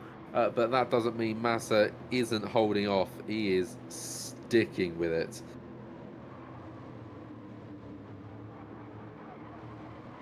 Now, towards the front of the grid, and what happened last time is I feel like has been accentuated this time round. It is just the gaps are opening and opening, so fighting in the midfield I think is going to be our watch today, our views. So just in the bottom right there, you got a quick race replay of the starting grid as it just jumps through. I think just to check to see what happened to possibly the move on Marco. I'm not too certain. Maybe it's to see the slip once again. Oh no, here we go. We're getting started. That was to go That was going green. Yes, that was going green. Righty, so whilst nothing much is whilst nothing much is happening on the screen in front of us, we'll just check and see what happened. Again, it was very busy in the midfield, wasn't it? Lots of cars, all very spread out up and down the grid. And look at just how tight it got at that front three, but somehow just nothing changed. Marco tried to go for the move, but realised that going down the inside had just given such a significant advantage on that pace, on that exit, that he just couldn't get past. He had to go a couple of laps later. Fastest time so far, 1:44.9. So we aren't that far off. We're about a second off of our fastest quali time, which I feel is about right. In fact, that if anything, that's really quite good. Usually you can be 5-6 seconds off of the qualifying time. So to only be a second, that's good going. You know, give praise where it's due and all of that. Let's say fair enough to him. As still just having a look with Virtuosis at the moment. He's 11 seconds already from the back of Sauter Audi, and that looks like it is increasing by a rate of knots. Because no discredits to the Greek driver. He's driving absolutely fantastically. But Sauter Audi has got such a competitive advantage at the moment. He's really leading this field. Marco's keeping fairly close. If you just look in the top right-hand corner, you can see that on-track map, and just over in the sort of bottom left-hand corner, you've got the two cars going through the hairpin. That is Sauter and Marco. So they are leading quite fairly, quite a fair significance over Chocnier. So it is, to be fair, a bit of a two-horse race at the moment, with Sauter Audi holding enough of an edge as well that he's not under too much pressure at the moment. So we will keep ourselves in touch with the midfield, because that is definitely where all of the action will be today. Now, obviously, the penalty line is down this section of track, just where we're following at the moment. And in my opinion, I think it's quite a good section of the track to have it on, because one of my issues with Gran Turismo penalties is their harshness. They are very, very harsh penalty systems. You pick up a half a second time penalty and you lose 4 seconds to the car behind you. On certain tracks, take for example, the Le Mans circuit is just coming out of Indianapolis that you take that penalty time, and it's just such a long stretch of track that it does cause significant issues to your timing. There's Massa here. We might have to carry this conversation on in just a moment's time, because Massa is beginning to put quite a lot of pressure onto the back of Virtuosities right now. Can he get past? He's going to have to go to the inside. If he does indeed go to the inside. Is he going to get the braking zone done nicely? It's very neatly done. The reds, the fronts lighting up in a deep red hue as Massa makes it to P5 with that move. Very nicely done. Nice little replay here as well. I think that's an overtake we could watch again and again and again. It was just a very, very clean. It was nothing too spectacular about it, but if anything, I think that's what made it just that bit better. It was just so well orchestrated from Massa as he gets himself up the position nicely. Well, cutting back to the main feed, and we see nothing's changed. Which is always lovely to see. Otherwise, we just have to jump into another replay again. So, whilst not a lot's happening at the moment, even though Massa is gaining to Pajor at a rate of knots, Massa is absolutely on one right now. Yeah, that straight there, that's quite a decent place to have it, because it's not that long of a straight. So it's going to be a plenty enough opportunity to serve the penalty. You know, I think even if you've got a 10-second time penalty, you're going to be able to serve it. But you are going to have, you know, if it's a half a second time penalty, you might lose 8/10 rather than 3 seconds. So I'm going to take it as a win. Sauter Audi, right now, he's on the racing softs. I'm pretty sure most people are on the racing softs. I'm not too certain. But Massa is looking for another move once again. The ROH just getting under pressure from Massa. He's going to have to dip inside the slipstream once again. Can he make this move stick? He's going to go to the inside once again. Is it going to be a nice rinse and repeat? No, it's going to have to be a little bit more challenging this time around. Can Massa get it? He's tussling tit for tail with Pajor, who's going to have the outside line for this corner. Massa gets the good inside line, gets a good run out, and yes, does indeed get himself in front. So Massa from P6 to P4 in a matter of 2 laps. That is something you cannot complain about. It's a long way to P3, 2.6 seconds. But I think it's going to be perfectly possible considering we are on lap 7 of 37 laps. Lots of time, essentially. And you've got to consider one of those as well was a formation lap. So we have had very little amount of racing so far in the grand scheme of what we are due to get over the course of this weekend. So it should be, hopefully, more of good racing to come. But as it stands right this very second, it is rather quiet on track. One of our closest battles, which is this one, I do believe. Nearly a second between, now just over a second between him and the car behind, and just under a second to him and the car in front. So who knows? Oh, here we go. We're getting a nice little replay of our battle just seen, and I think it is a really nice move. That was the first overtake of the two rather than the second, but overall a really good and competitive overtake. Massa will be very happy with the positions that he's put in so far. Our fastest lap has come down. It's now 1:44.3, and here we go. Here's Massa's second overtake. Not quite as good on the brakes, or the ROH did actually brake at a really good time, if I'm being totally honest. I can't say I can really complain and say that he did badly, because he didn't. He actually broke right about the right time to make sure that he still managed to get the car around the corner. But when you've got a car on the inside, it is difficult to keep your position, and I think he's learnt that in that corner. So, note to self, when you're going for a move, go on the inside. Usually a lot easier. There's a reason why we like to scream about somebody going around the outside, and it's because it doesn't happen particularly often. A bit like a leader spinning out on the last lap or something. That is unheard of. Because leaders, they'll just go so conservative, especially if they built up like a 10-second gap. They're happy to be 8 seconds slower than every other lap, just to make sure they make it across the line. And honestly, I rate it. It works.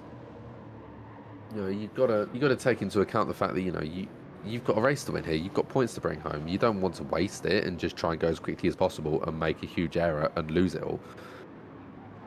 You've got all of this time almost hypothetically saved.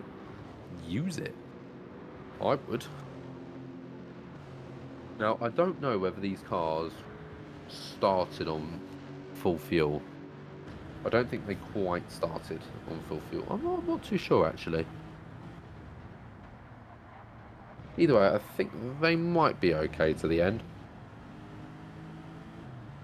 Fully dependent on if somebody's just revving their engine to the absolute max, because I know it is calculated to be sort of about the right amount of fuel. So if somebody drives a really overly aggressive style, it could quite severely detriment them.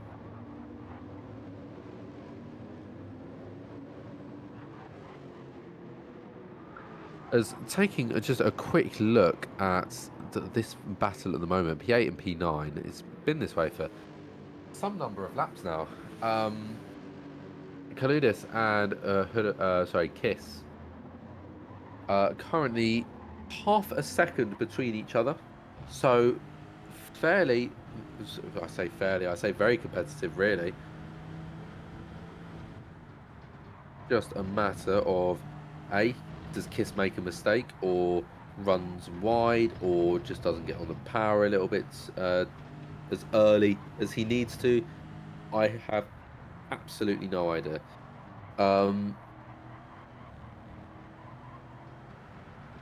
Or whether can he get it done on merit, because he's looking really strong through this sector 3. If he can gain a bit of time through these slower sections of track, which by the looks of it he is doing nicely, he might get a nice little sprint bonus, a little bit of a reducing drag. I don't think he's going to be able to go for it this lap. No, he is not.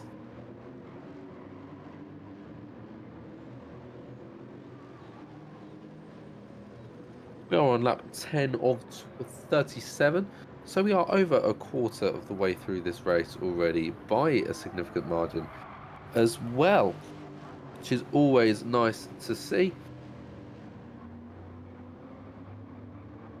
Most drivers have been really, really relaxed behind the wheel. I can't sit here and complain about a single driver just not being up to standard.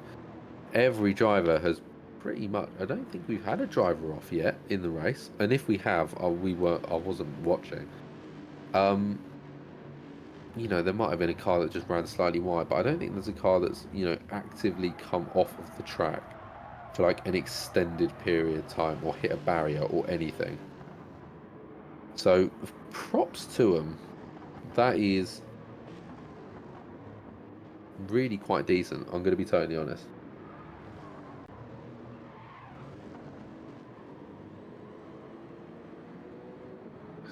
So currently, gap to P2 from P3 to P2 is 16.5 seconds. Gap between P2 and P1 is 3. I feel it's a little bit incoherent. I mean, you've got to be considering most of these cars are lapping what, between 148 and 150, and that's in the higher end of tiers. And then Sauber Audi's fastest time at the moment is 144.369. I mean, that's a big change. That's a huge change, if I'm being totally honest.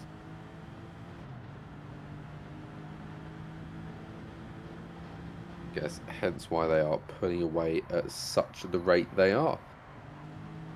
But then again, that is the fastest lap, so there won't be anywhere near that monumental every single lap after lap, because otherwise it wouldn't be a fastest lap at that point, would it?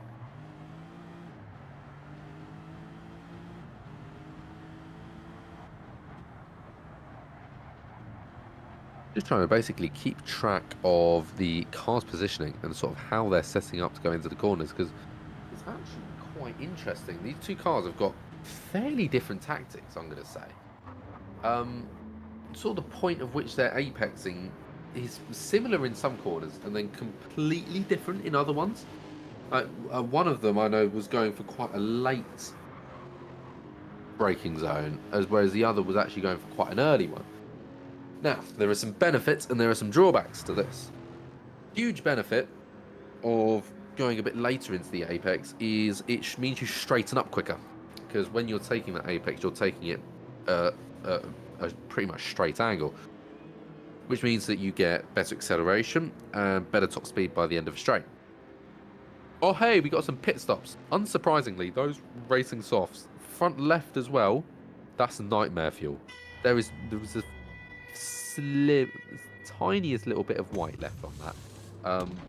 In my opinion, not enough to constitute the fact that they're still fresh. So a fair few drivers coming out now. Obviously, they've got to do 9 laps on the hards.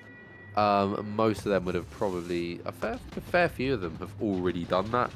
And those hard tyres are actually looking really rather okay. So those drivers are coming out on softs. And by the looks of it, 2 spread out for now for an overtake to be done. So we'll continue my apex chat. So there's 3 different apexes you can take. You can take a normal, you can take an early, and you can take a late. A normal is just optimize corner you know, corner in, corner speed, corner out, acceleration out, right? An earlier apex is going to allow for more speed through, more speed into the corner, less speed through and out the corner. Oh, Massa's going for it. Nicely done. Opens the door for Pahor as well to try and get a move done. He's going to have to go to the outside though. It should be a decently easy defensive mover for Pence, but he's decided not to go for it. He's let Pahor through. Interesting. I mean, he was in a good position to, you know, go for a move, but elected not. You know, he was in a good move to try and, you know, stay in a defensive position, but he's elected not to go for it and let Pahor through. How peculiar. Look, so they're running side by side, easily side by side, and then he just completely lets off power and lets him through. How strange. Maybe he just knows it's not his battle to fight. And I think fair enough in that circumstance. You don't really want to, you know, go for a fight that isn't going to work out and all it's going to do is slow you down. You may as well, hey. Oh, that was close. That was very close from Pahor. He wanted to have a little... Oh, big mistake there by Massa. And that's allowed Pahor through. So Pahor into P3 now. He didn't look like he was going to be able to go for a move there. And he didn't go for one during the corner. Obviously, Massa must have made a mistake on corner exit there. We're going to get a nice little replay of it to just see what happened, basically. So Massa runs through the corner. Oh, he just overshoots it slightly. Slightly overcorrects the rear. And that is just what allowed Pahor to just float through. Very easily done. Just capitalising on the opportunity. Nicely done. And we got another little replay here. This is just behind. So we had two cars coming through. One just coming out of the pit lane. And did he get through? He just about snuck it through. A nice little move as well. He thought that I reckon he's probably thought, oh god, I've lost this bloody position here, and he's gone for it, and it all little bit looked defensive, but then elected that Chutney probably shouldn't go for that move. It's just a bit unnecessarily risky, and I think they've registered and realised that and decided, actually, yeah, let's go a little bit more of a convenient time rather than just leaving the pits where my tyres will be frozen and my braking zone will be all distorted because I'm accelerating at the wrong speed on the wrong tyres. It's just a whole mess, if anything. So yeah, logical to not really pursue a move at that point.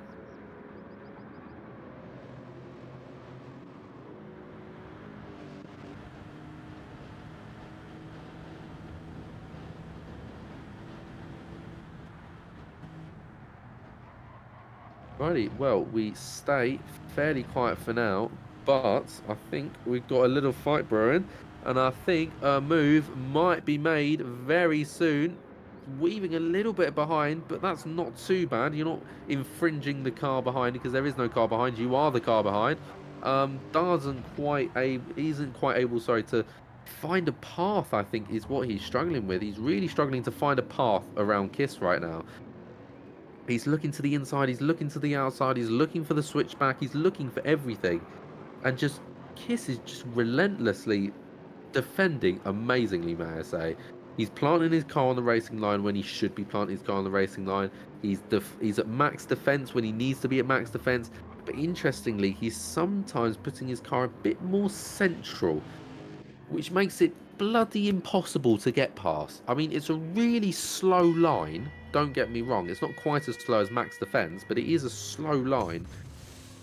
It's just really difficult to get past, especially on narrow or tight sections of track, because it just opens no opportunity. It's not like you can take it around the outside because there's not enough space for you around the outside. It's not like you can take it down the inside because there's not enough space for you down the inside. So really great by Kiss just to make the most of that opportunity.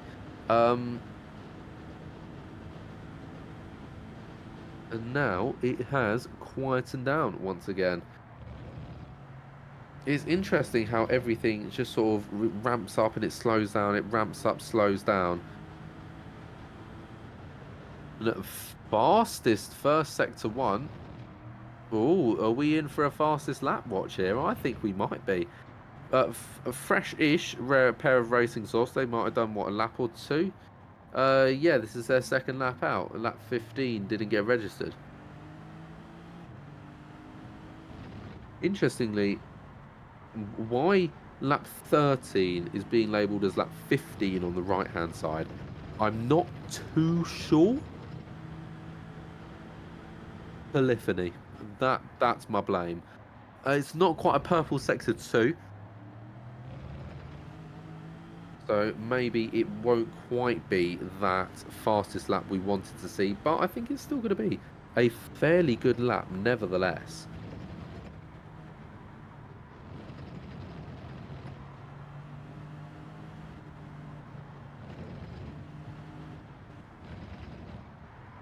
That's quick through that section of track. You can see that already.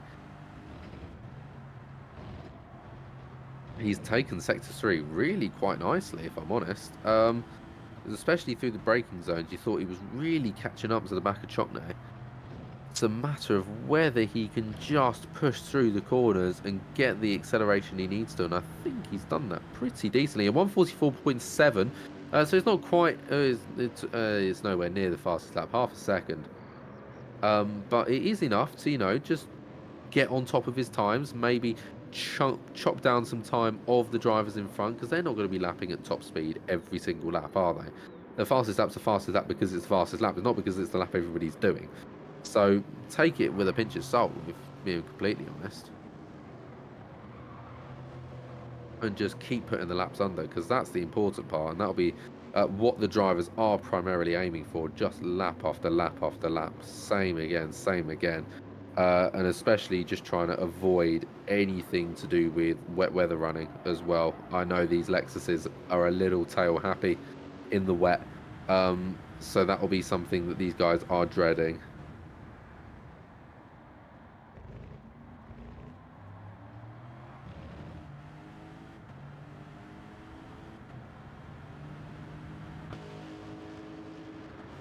As it has become once again very, very calm out on track. These are the closest competitive drivers, pretty much up and down the board. Most drivers have spaced out quite a lot after this round of pit stops. And I think most people are sort of just settled into the race. You can see here, you can still got a few drivers at it, sort of back and forth.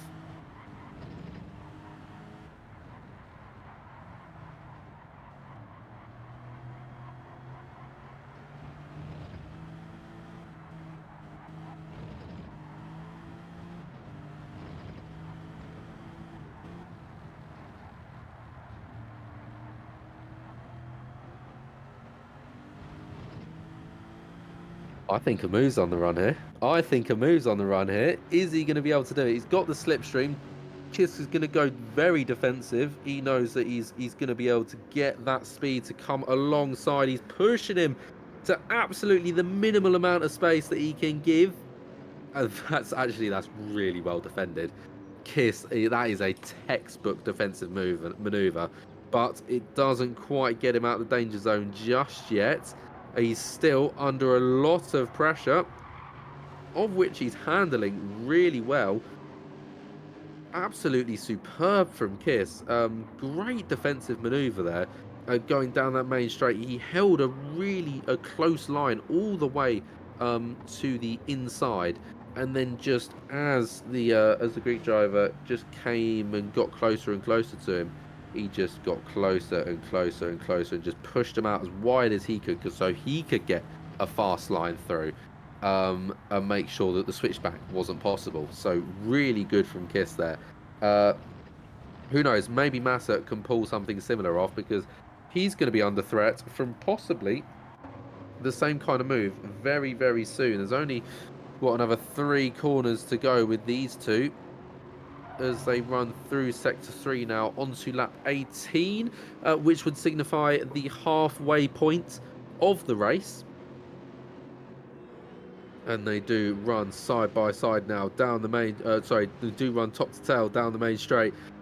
Massa isn't particularly going defensive. Chokne might be able to get a move done here, but he's gonna have to be quite slow to get in and up in the fight. But he's braked a hell of a lot later. Can he get it done? They're gonna run side by side now, down through turn 2 and into 3. Is it gonna be enough? He's gonna have slight advantage into the braking zone. Is it enough for Chokne to get himself in front? Yes, it is. Very, very well done from the Hungarian. He's managed to get himself through very nicely.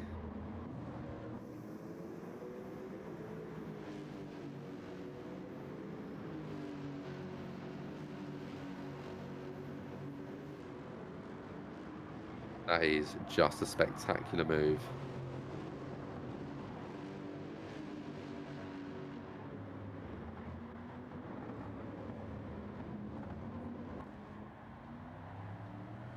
And so the race continues. And hopefully we get some more drivers that are going to go for some daring moves like that. That's what we like to see. We like to see some daring moves. And hopefully they come about awfully soon.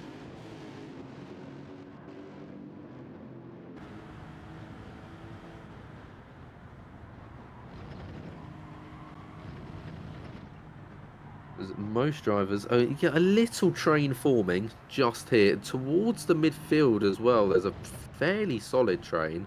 Obviously, the driver's just out in front, like Saudaraudi, sorry, running away with it, completely running away with it. But the midfield is still very compact, which is what we love to see. Hopefully, we see some moves happening fairly soon, as those those racing softs, sorry. That front left tyre, we're just on board with Hodorowski at the moment. He came in not that long ago, I don't think. And already we're noticing... Oh, just checking the weather radar. And at the moment, we've got no issues of rain. That's half an hour ago, and now getting closer and closer to the current time is hey, that's rain. And then none quite at the moment. So there has been a bit of rain. Like there's been a bit of rain on show, but it sort of it came and it left. So it might come back. It might stay dry. I'm interested now.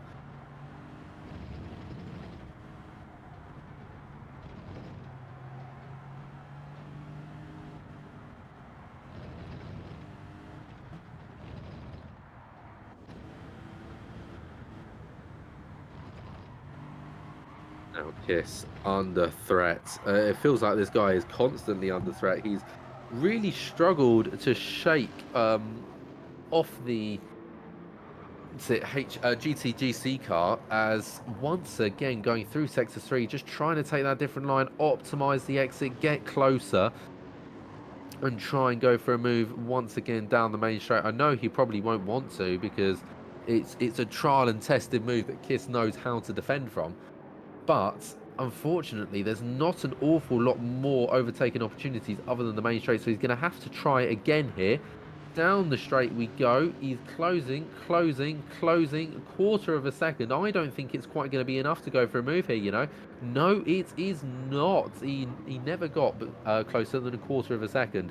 So, interesting enough, he's going to have to wait a little bit longer to try and get a move done. Hopefully, we see some fighting soon, because, you know, that's all I ever want to see. I don't want to see anything else other than just scrapping. And as of right this very second, it is still fairly quiet. I mean,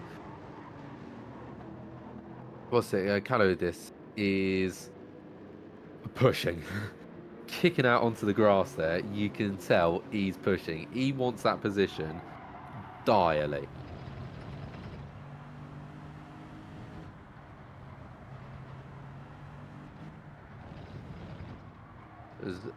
Virtuosi might be able to make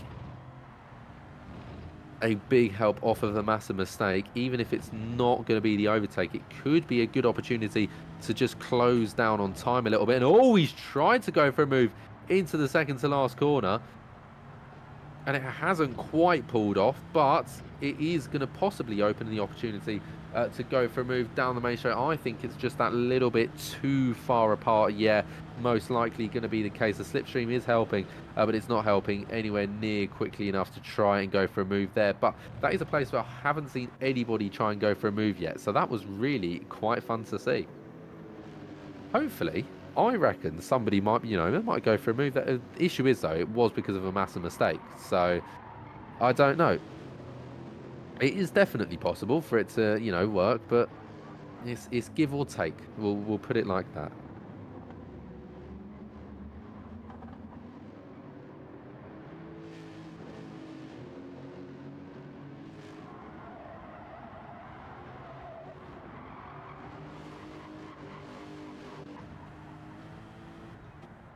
Right, well, we're on up 21 to 37, so we're a fair way through now. We're over that halfway mark, as I said, just a few laps previously. Pahor beginning to get under threat from Chocnier. Half a second between these two, and it's for a podium position. So this is a battle that we really do want to keep our eyes on, because this highly impacts the points of which either driver and team pick up. So they'll be watching very closely to see how they get on. Oh, big wiggle for Chocnier. He's managed to keep it actually fairly quick through that section, even though he's had quite a wobble, and he's now right on the back of Pahor. And by the looks of it, could be able to go for a move down this back straight. It's 2/10, so it's a lot closer than most other people have been so far. It's closing, it's closing. Is he going to be able to swap it to the inside? Yes, he is. Hits the brakes hard. And the move is done and dusted. Very, very nicely done as well. But I think Pahor might be trying to come back a little bit here. I mean, Chocnier's got the defensive line done and dusted. Oh, there you go. That kind of solves the question for now. But don't think Pahor's completely out of it just yet, because it's, what, 4/10 of a gap between them. This is exactly the same as it was last time, but cars have been swapped round. So don't think that the fight's over just yet. Oh, a couple of people coming into the pits. I'm guessing that's to fix damage at the front. Oh, what happened there with Hudorowski has made a lot of damage out of that. That's a replay that's just happening now. Quite a serious sort of barge around. I'm not, yeah, I've got to say, I've had absolutely no idea what happened. You saw that out of the corner of my eye just as that replay started. But there we go, he's into the pits. I think we're going to get another look at it from on board himself. That's nice. That'll be a lot more helpful. So he's a fair bit in front, a couple of tenths in front of the GTC car, using him as brakes. Now, last time I checked, that was not in the rules. Whether he's just braked too late, I genuinely don't know, but I don't think I saw brake lights come on. But that was quite a eager move, to say the least. Here we go. So if we stay on board with the GTC driver, we'll be able to see him put the brakes in and sort of see how he's judged this. No brakes. No brakes. That kind of, that sums that up.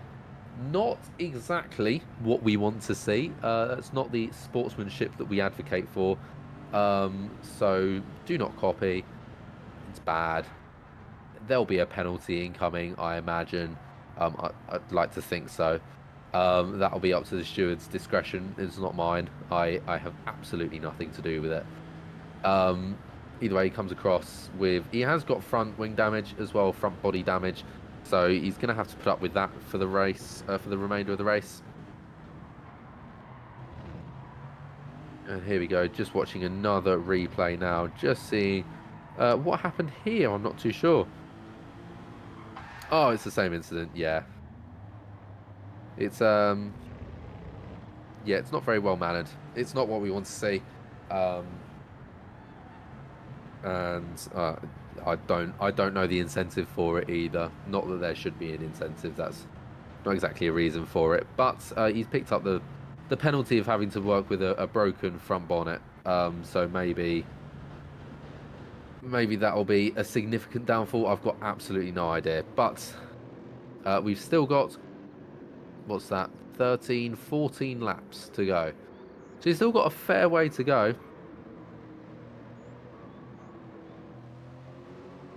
Until the end of this race. Marco is catching Sauder Audi, actually, a little bit, you know. That was about 6-7 seconds at one point, if I remember correctly. That's now down to 3. Now, I know China is a little bit behind at 21 seconds, but at least that's 2 drivers in contention of this race, rather than just 1. He is going to have to gain 3 seconds, so he is gaining at a fairly decent rate, even on these sort of worn soft tyres.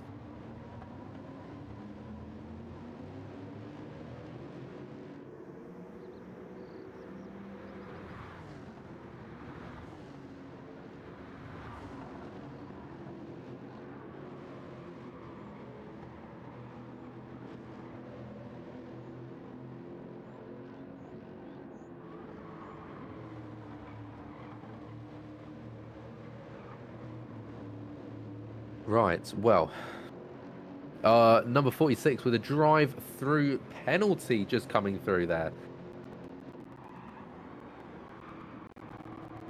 So that confirms the penalty for him. Still just have to come into the pit lane, not attach any tyres or fuel or damage, and just go straight back out again. And, oh, could he get this move done? He has as well. Fair play.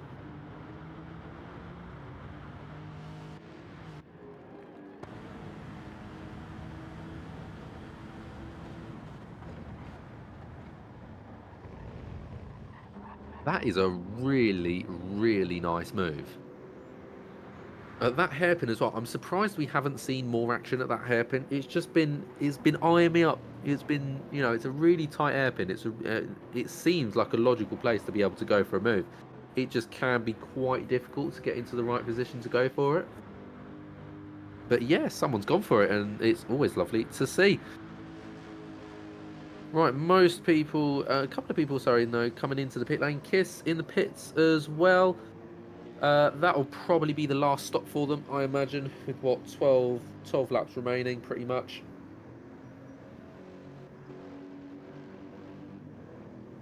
As yes, one of the people that came in will probably be on their drive-through as well. That'll be one of the people that went in, which is obviously a nice. Not really. And oh my god, they're going for it again. Who's coming out on top this time? It is Calidus. I swear, these two have never left each other's side pretty much this entirety of this race. They just can't quite shake each other. As he's just much quicker. So Kiss, I think, was coming out of the pit lane, literally right back into the battle that he was in before. He's not been spared. Not been spared in the slightest.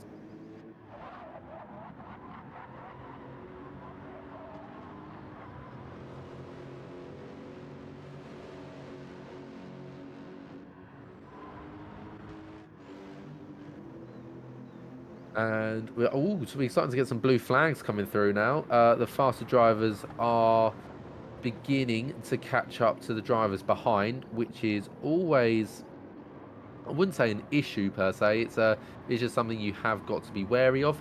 So Marco in the lead as of right now. That's him in the middle, just there, with the Killian just behind, who's currently P13. Obviously, 1 minute 46 behind. Unsurprisingly, that's the kind of pace we're lapping at. So makes total sense to be about right. And other than this, I think it is still fairly quiet, sort of up and down the board. Hopefully Kiss and the Greek get themselves in another little scrap again, because that is just constantly good fun to watch. I think those two they just haven't left each other's side for the entirety of this race. Chutney is sort of a bit more spread now. Sort of lost quite a fair bit of time to Pajor. Marco still yet to come into the pits, hence why he's 18 seconds in front of Sauder Audi. So that'll swap back round as and when Marco gets the opportunity to come into the pit lane, or at least when he chooses to come into the pit lane. That could be, I imagine, next lap. By now he would have come in. By now, yes, yeah, he is. He's going on to lap 27. So 11 laps remain. Race is going through fairly nicely at the moment. Interestingly as well, not many drivers have made too many critical errors either.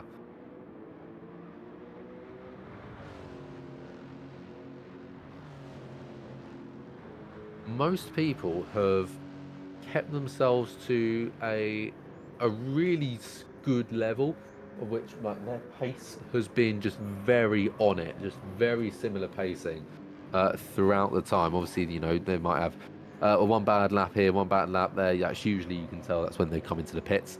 But the 145s to 147s has been just a really constant sort of, maybe 148 as well. It's been a nice constant speed for most people. They've sat in and around that ballpark for pretty much every lap. They haven't put too much issues in, and that is actually just nice to see. It's just nice to see clean, fair racing. Obviously, that drive-through penalty, that's sort of besides the point. That is the, what's the word? It's the outliner. The outlier. Yes, the outlier. That's the word. That is the outlier to the pack.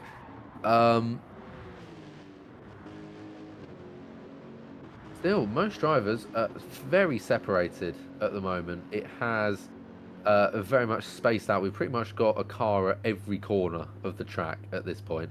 Here we go. Marco coming into the pits. He's got a 20-second advantage over Sauder Audi. Is it enough? No. Essentially. Yeah, no. So there we go. Sauder Audi coming. Oh my god, it is. It is enough. Marco's undercut. Sorry, overcut, sorry. Marco has done an absolutely superb overcut there. He's gone from being 3 seconds behind to 1.1 in front. He's onto a fresh set of hard tyres to run him to the end of the race. That'll do 10 laps comfortably. Sauder Audi, I'm not quite sure what tyres he's on. I have to check in just a moment's time. But obviously they'll be slightly warm because he's been out for a couple of laps, whereas Marco's are completely fresh. And okay, Sauder has sort of caught up a couple of tenths of a second throughout this lap. Marco's still got to get these tyres up to temperature. This is interesting now. All of a sudden, we got a race. We got a race on our hands. You know, we have got a race on our hands, and Marco knows it. He knows he's got a job to do, and it is just Operation Keep Sauder behind. And now it's up to him as to whether he can manage it. I would absolutely. This is the kind of ending we needed. We've got 10 laps of racing to go. We're coming on close to just 9, and all of a sudden we've got a fight for the win. Lovely stuff. Lovely stuff. Right. So whilst those two are sort of catching each other up a little bit, we'll just take a little look back to the cars towards the back of the grid. Tassi in P11 at the moment. He's got Hodorowski just closing in behind on him. It's not too big of a gap, just shy of a second. So it is manageable. And just gone in and put the his fastest sector one, his personal fastest sector one. So I imagine he'll be quite happy with that as well. It's a nice little benefit to, you know, try and get a handle on that battle. Is something that he doesn't really want to have to put up with right this very second in time. So if it's avoidable, it is to be done.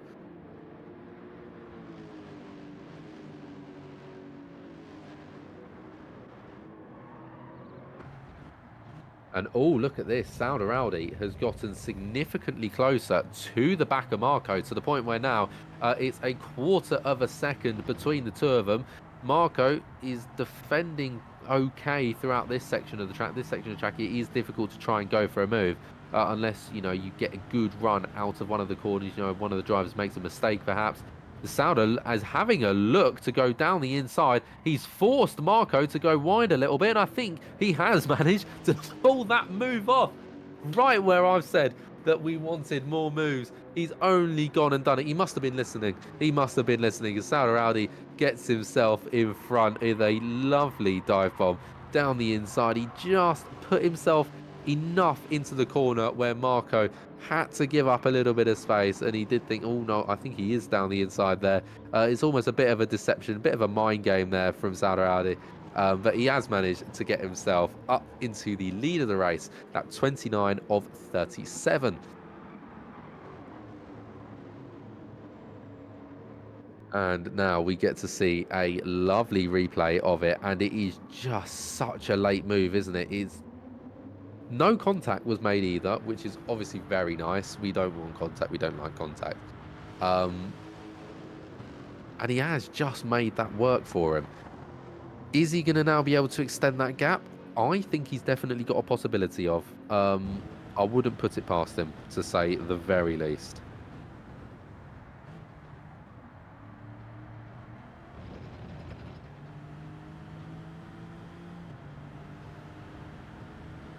As now, once again, we're back to square roots. And Chutney, it's only ever so slightly. I say ever so slightly, I mean 0.004 of a second. But it was a purple sector 1. So you never know. He could hook up sector 2 and 3 a little bit cleaner. We could have a fastest lap on our hands just there with Chutney at the moment. Obviously, he's pitted fairly recently for his fresh set. And he has closed into Pahor once again. That's now a sub 1 second gap between the two of those drivers. With Pahor going for quite a slow run through. I think Chutney's got a really good competitive advantage on the tyres that he is on, because he's closed down a considerable amount even since I've started talking about the two of them. So a good opportunity here for Chutney to get himself up into a podium position once again. Question is it going to last? Is Pahor going to be able to continue? Is he going to have to pit? Are either of them going to have to pit? I've got absolutely no idea. But it's, what, 0.7 of a second, so it's not going to be a move this time round. It's not going to be a move this lap. I can tell you that much for free. You're going to have to wait just a little while longer.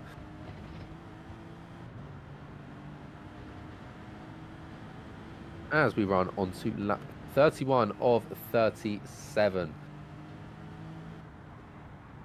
Just towards the back of the grid now, and Cullinan and Tassi very close to one another, just shy of half a second between the two. With the GTGC car closing in at a rate of knots through that hairpin, so long as he can get the acceleration out of it. Obviously, the slower you go, the closer the cars are at the same time difference, if that made any sense whatsoever. So you have kind of got to take that with a little bit of a pinch of salt, but it does show that he is opportunistic and wanting to try and make a move sooner rather than later.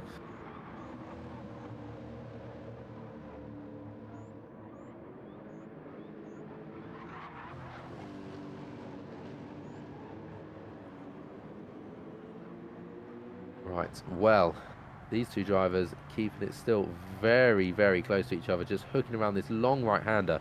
Got to say, it's a good opportunity to try and gain a little bit of extra advantage out of the car in front of you, and, you know, start that run, start almost that assault onto them into turn 1. You can almost start that in the second to last corner, and I think, oh, had a look, but thought otherwise, thought, oh no, that's just a little bit too risky. I don't really want to, oh, he spun round and into the wall with the back of the car. It's not gone very well there, has it? He's gone from putting on an attack to 7 seconds back. That is not what we want to see whatsoever. It's always a shame to see drivers, you know, make little mistakes like that, and it just creates such a massive hindrance to their entire running. Chokne is closing into Pahor, but it's not going to be anywhere near enough to try and get a move done into turn one. He's going to have to wait probably until next lap. I can't imagine him getting a move done in here. No, it's too short of a run. Though it's a good exit. It's a really good exit, actually. He's now pushing basically the RRH car through the track. Has got a much better line through there. Can he get a switchback initiated? Not quite. Pahor just closing out that opportunity, and with a slight twitch of the rear, Chokne just loses that really close competitiveness that he was to Pahor, just in that distance between the two cars. So I'm going to probably pip this to be down the back straight. Yes, it will be. Let's see if he keeps within that sort of closing distance. You need to be sort of really be between sort of, I'm going to say, about 0.3 of a second. You've got to be before, you know, if you're any further behind, it can be a bit more challenging to try and go for a move into turn one. It's not impossible. We've seen it, but it's certainly a much larger hurdle to climb than if you were a significant amount closer, which, I mean, Chokne is pretty much on the money here, I think, in his positioning. And he does seem to be taking faster lines through the track. I feel like Pahor is just defending that a little bit too much. And that could have opened the door to having a move be indefensivable, if that's definitely not a word. But we're going to go with it anyway. Chokne is just closing. Is he going to be able to get a move done? No, he looks to break and try and sneak down the inside, but it wasn't quite to be. And just having to slightly overbrake just to compensate into not running into Pahor. It's not going to be able to try and go for a move down that back straight either. So the two of them keeping very, very close to one another and just constantly putting the pressure on. As, oh, he's gone to have another look at the move there. Chokne getting a little bit restless now. You just worry that, you know, he's going to make a move that he regrets or something, or it's just not going to quite pull off, or, you know, he's going to try and go for a late brake dive and it's just going to be slightly too late on the brakes. I'm not too certain, but it does worry me to see him sort of a bit of a rash decision like that. And you just worry that, oh, is it going to carry on that way for the rest of the race? And you can just see he's just slightly losing the rear end fairly often. He looks to try and go for a move down the inside, but once again holds back, refrains, decides, actually, no, probably not the best of ideas.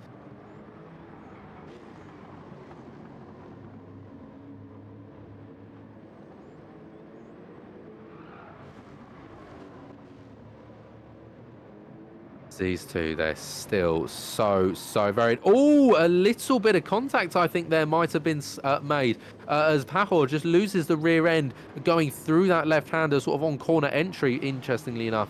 We'll just check a replay of that once again. As Chokne, he looked to try and go for a move up the inside. Whether he made a slight bit of contact or not, I'm not 100% sure. I didn't see it fully.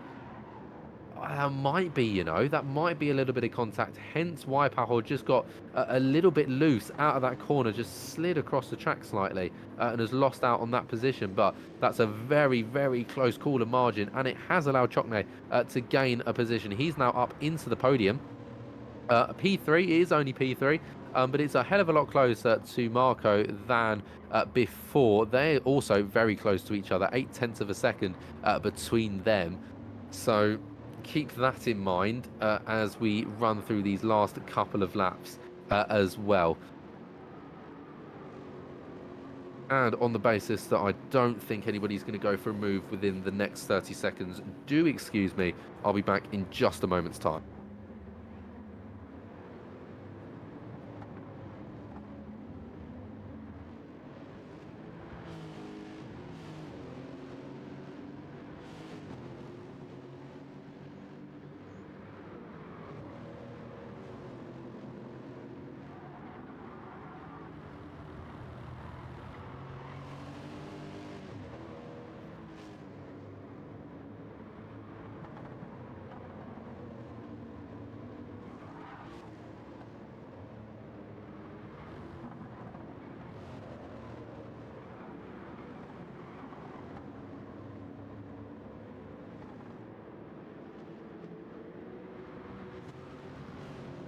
back.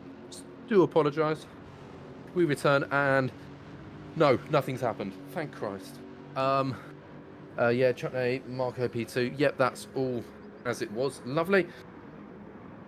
Right.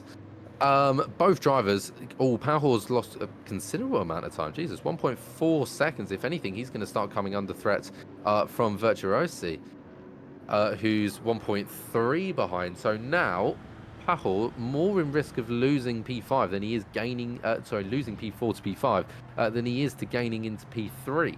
So obviously he's going to have to try and keep a watch and just try and put in the defensive shift of a lifetime to try and keep himself in place.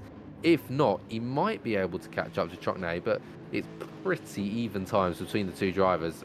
I reckon, in my opinion, stay stable, just try and hold P4, try and catch Chokne if you can, but if you can't, you know, just keep that defensive motion in place. And all of these drivers are closing in on Saudaradi. The margins have definitely decreased. That's now 3.5 seconds between P3 and P1. As we approach, well, we're already into Sector 3. So what's that? We got 2 laps and a sector remaining. It's really not an awful lot left for any of these drivers. And in particular, I think Marco and Saudaradi are going to be the 2 hyper competitors that we're going to see, as Marco is running quite nicely through this. It's 0.8 of a second, so it's still out of range from, you know, the ability to go for a move and, you know, down this straight get the slipstream. It is going to be enough to still pick up the slipstream and gain time. As you can see, Saudaradi he's trying so hard to break that slipstream, but it's just not quite enough. Marco is just going to have to put in one hell of a last stint in this race. I mean, these hards are brand new to him, pretty much. He's only had him on a lap, and he's now going to have to try and work and figure out how he's going to get himself into the position that he wants to be in. Obviously, that's not P2. It's just following through. They're matching each other par for par. One goes slightly quicker through the other corner, one goes slightly quicker through the next. It is genuinely blow for blow. These two are they're not giving up on each other. One wants to try and run away, the other's desperate to try and catch up, and it's just not working for either of them. Big gain there through that corner, but I worry it's going to get lost again immediately into it. So there you go, that's the difference in driving style. Marco likes to gain time through the start of the corner, as Sauda likes to get it through the out of the corner. And it is getting tense. It is getting, I feel the tension. I also feel the significant decrease in time that happened just there, but increasing once again. It's really difficult not to just keep watching the timing sheets, but when they're this interesting, it's really difficult not to. Interestingly, Chokne is getting himself into a position where he's more of a threat to these 2 front runners than he is in threat to the cars behind. But a lap remaining, it's going to take one hell of a miracle for Chokne to get much out of this.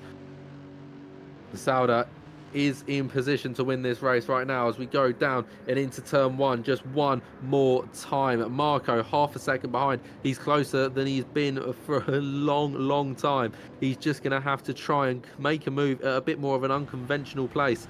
Is he going to be able to try and make it work? He's not going to be able to go for a move here, but he definitely does close in. It's so close between these 2 drivers. We got just basically half a lap remaining. We move into sector 2 now as we have a little bit of a nightmare in video feed. It's all breaking down right at the wrong moment.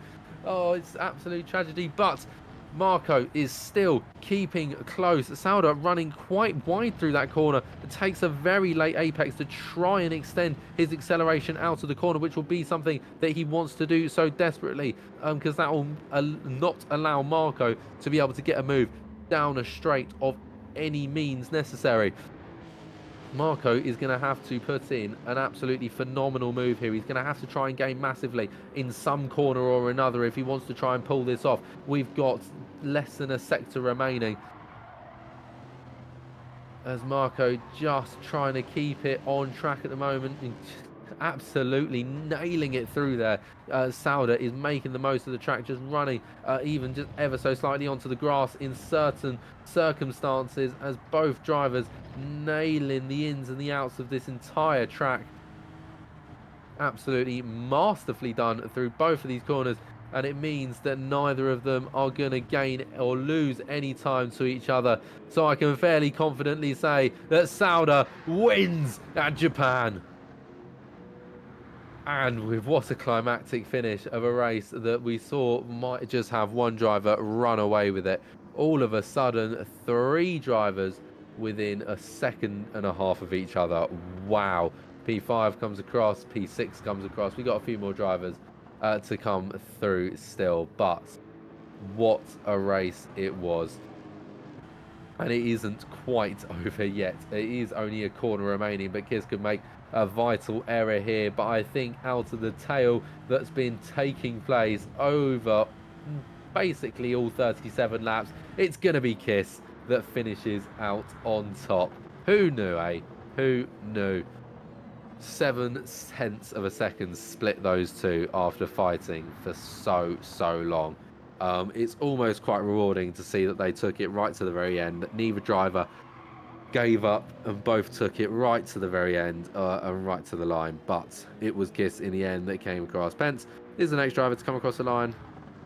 I believe Tassi will be next. We got 1 minute and 45 seconds remaining, so all drivers are going to be able to get across absolutely fine and dandy. Don't worry about that. As there comes Fedorowski, and one final driver to come across, Cullinan, across the line. So there we go. That is the race done. Sauder Addy comes across to win. Chokne gets a nice little love tap. The 2 drivers just rolling around by themselves.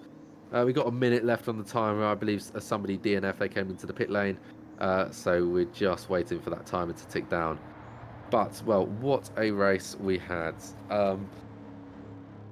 My driver that I'd say probably stood out to me, I think Chotney made some really good moves. Sauder's move right at the very end was very good. But I'm going to give it to 2. I'm going to give it to Kiss and Kaludis, just for their racing constantly. I can't race for that many laps again and again and again, going from move after move with the same driver every single time and not make a fatal error. So well done to the both of them.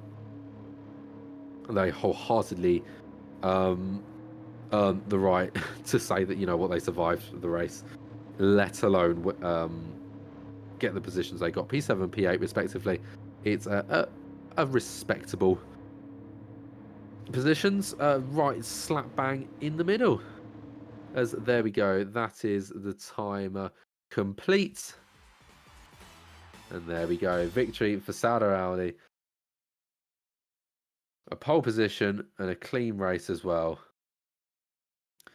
It is pretty much the perfect race for him. A 1:44.284 as well gives him the fastest lap.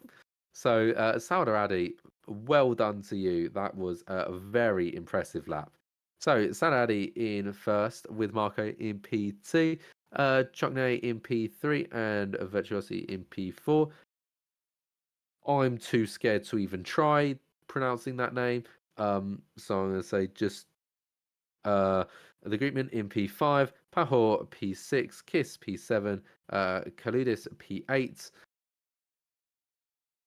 And we'll take a look at the second half of the grid. Massa in P9, Pence in P10, Tassi P11, Hodorowski P12, Kulinen in P13, and then Torok in P14, who was continued to run. He did not finish the race.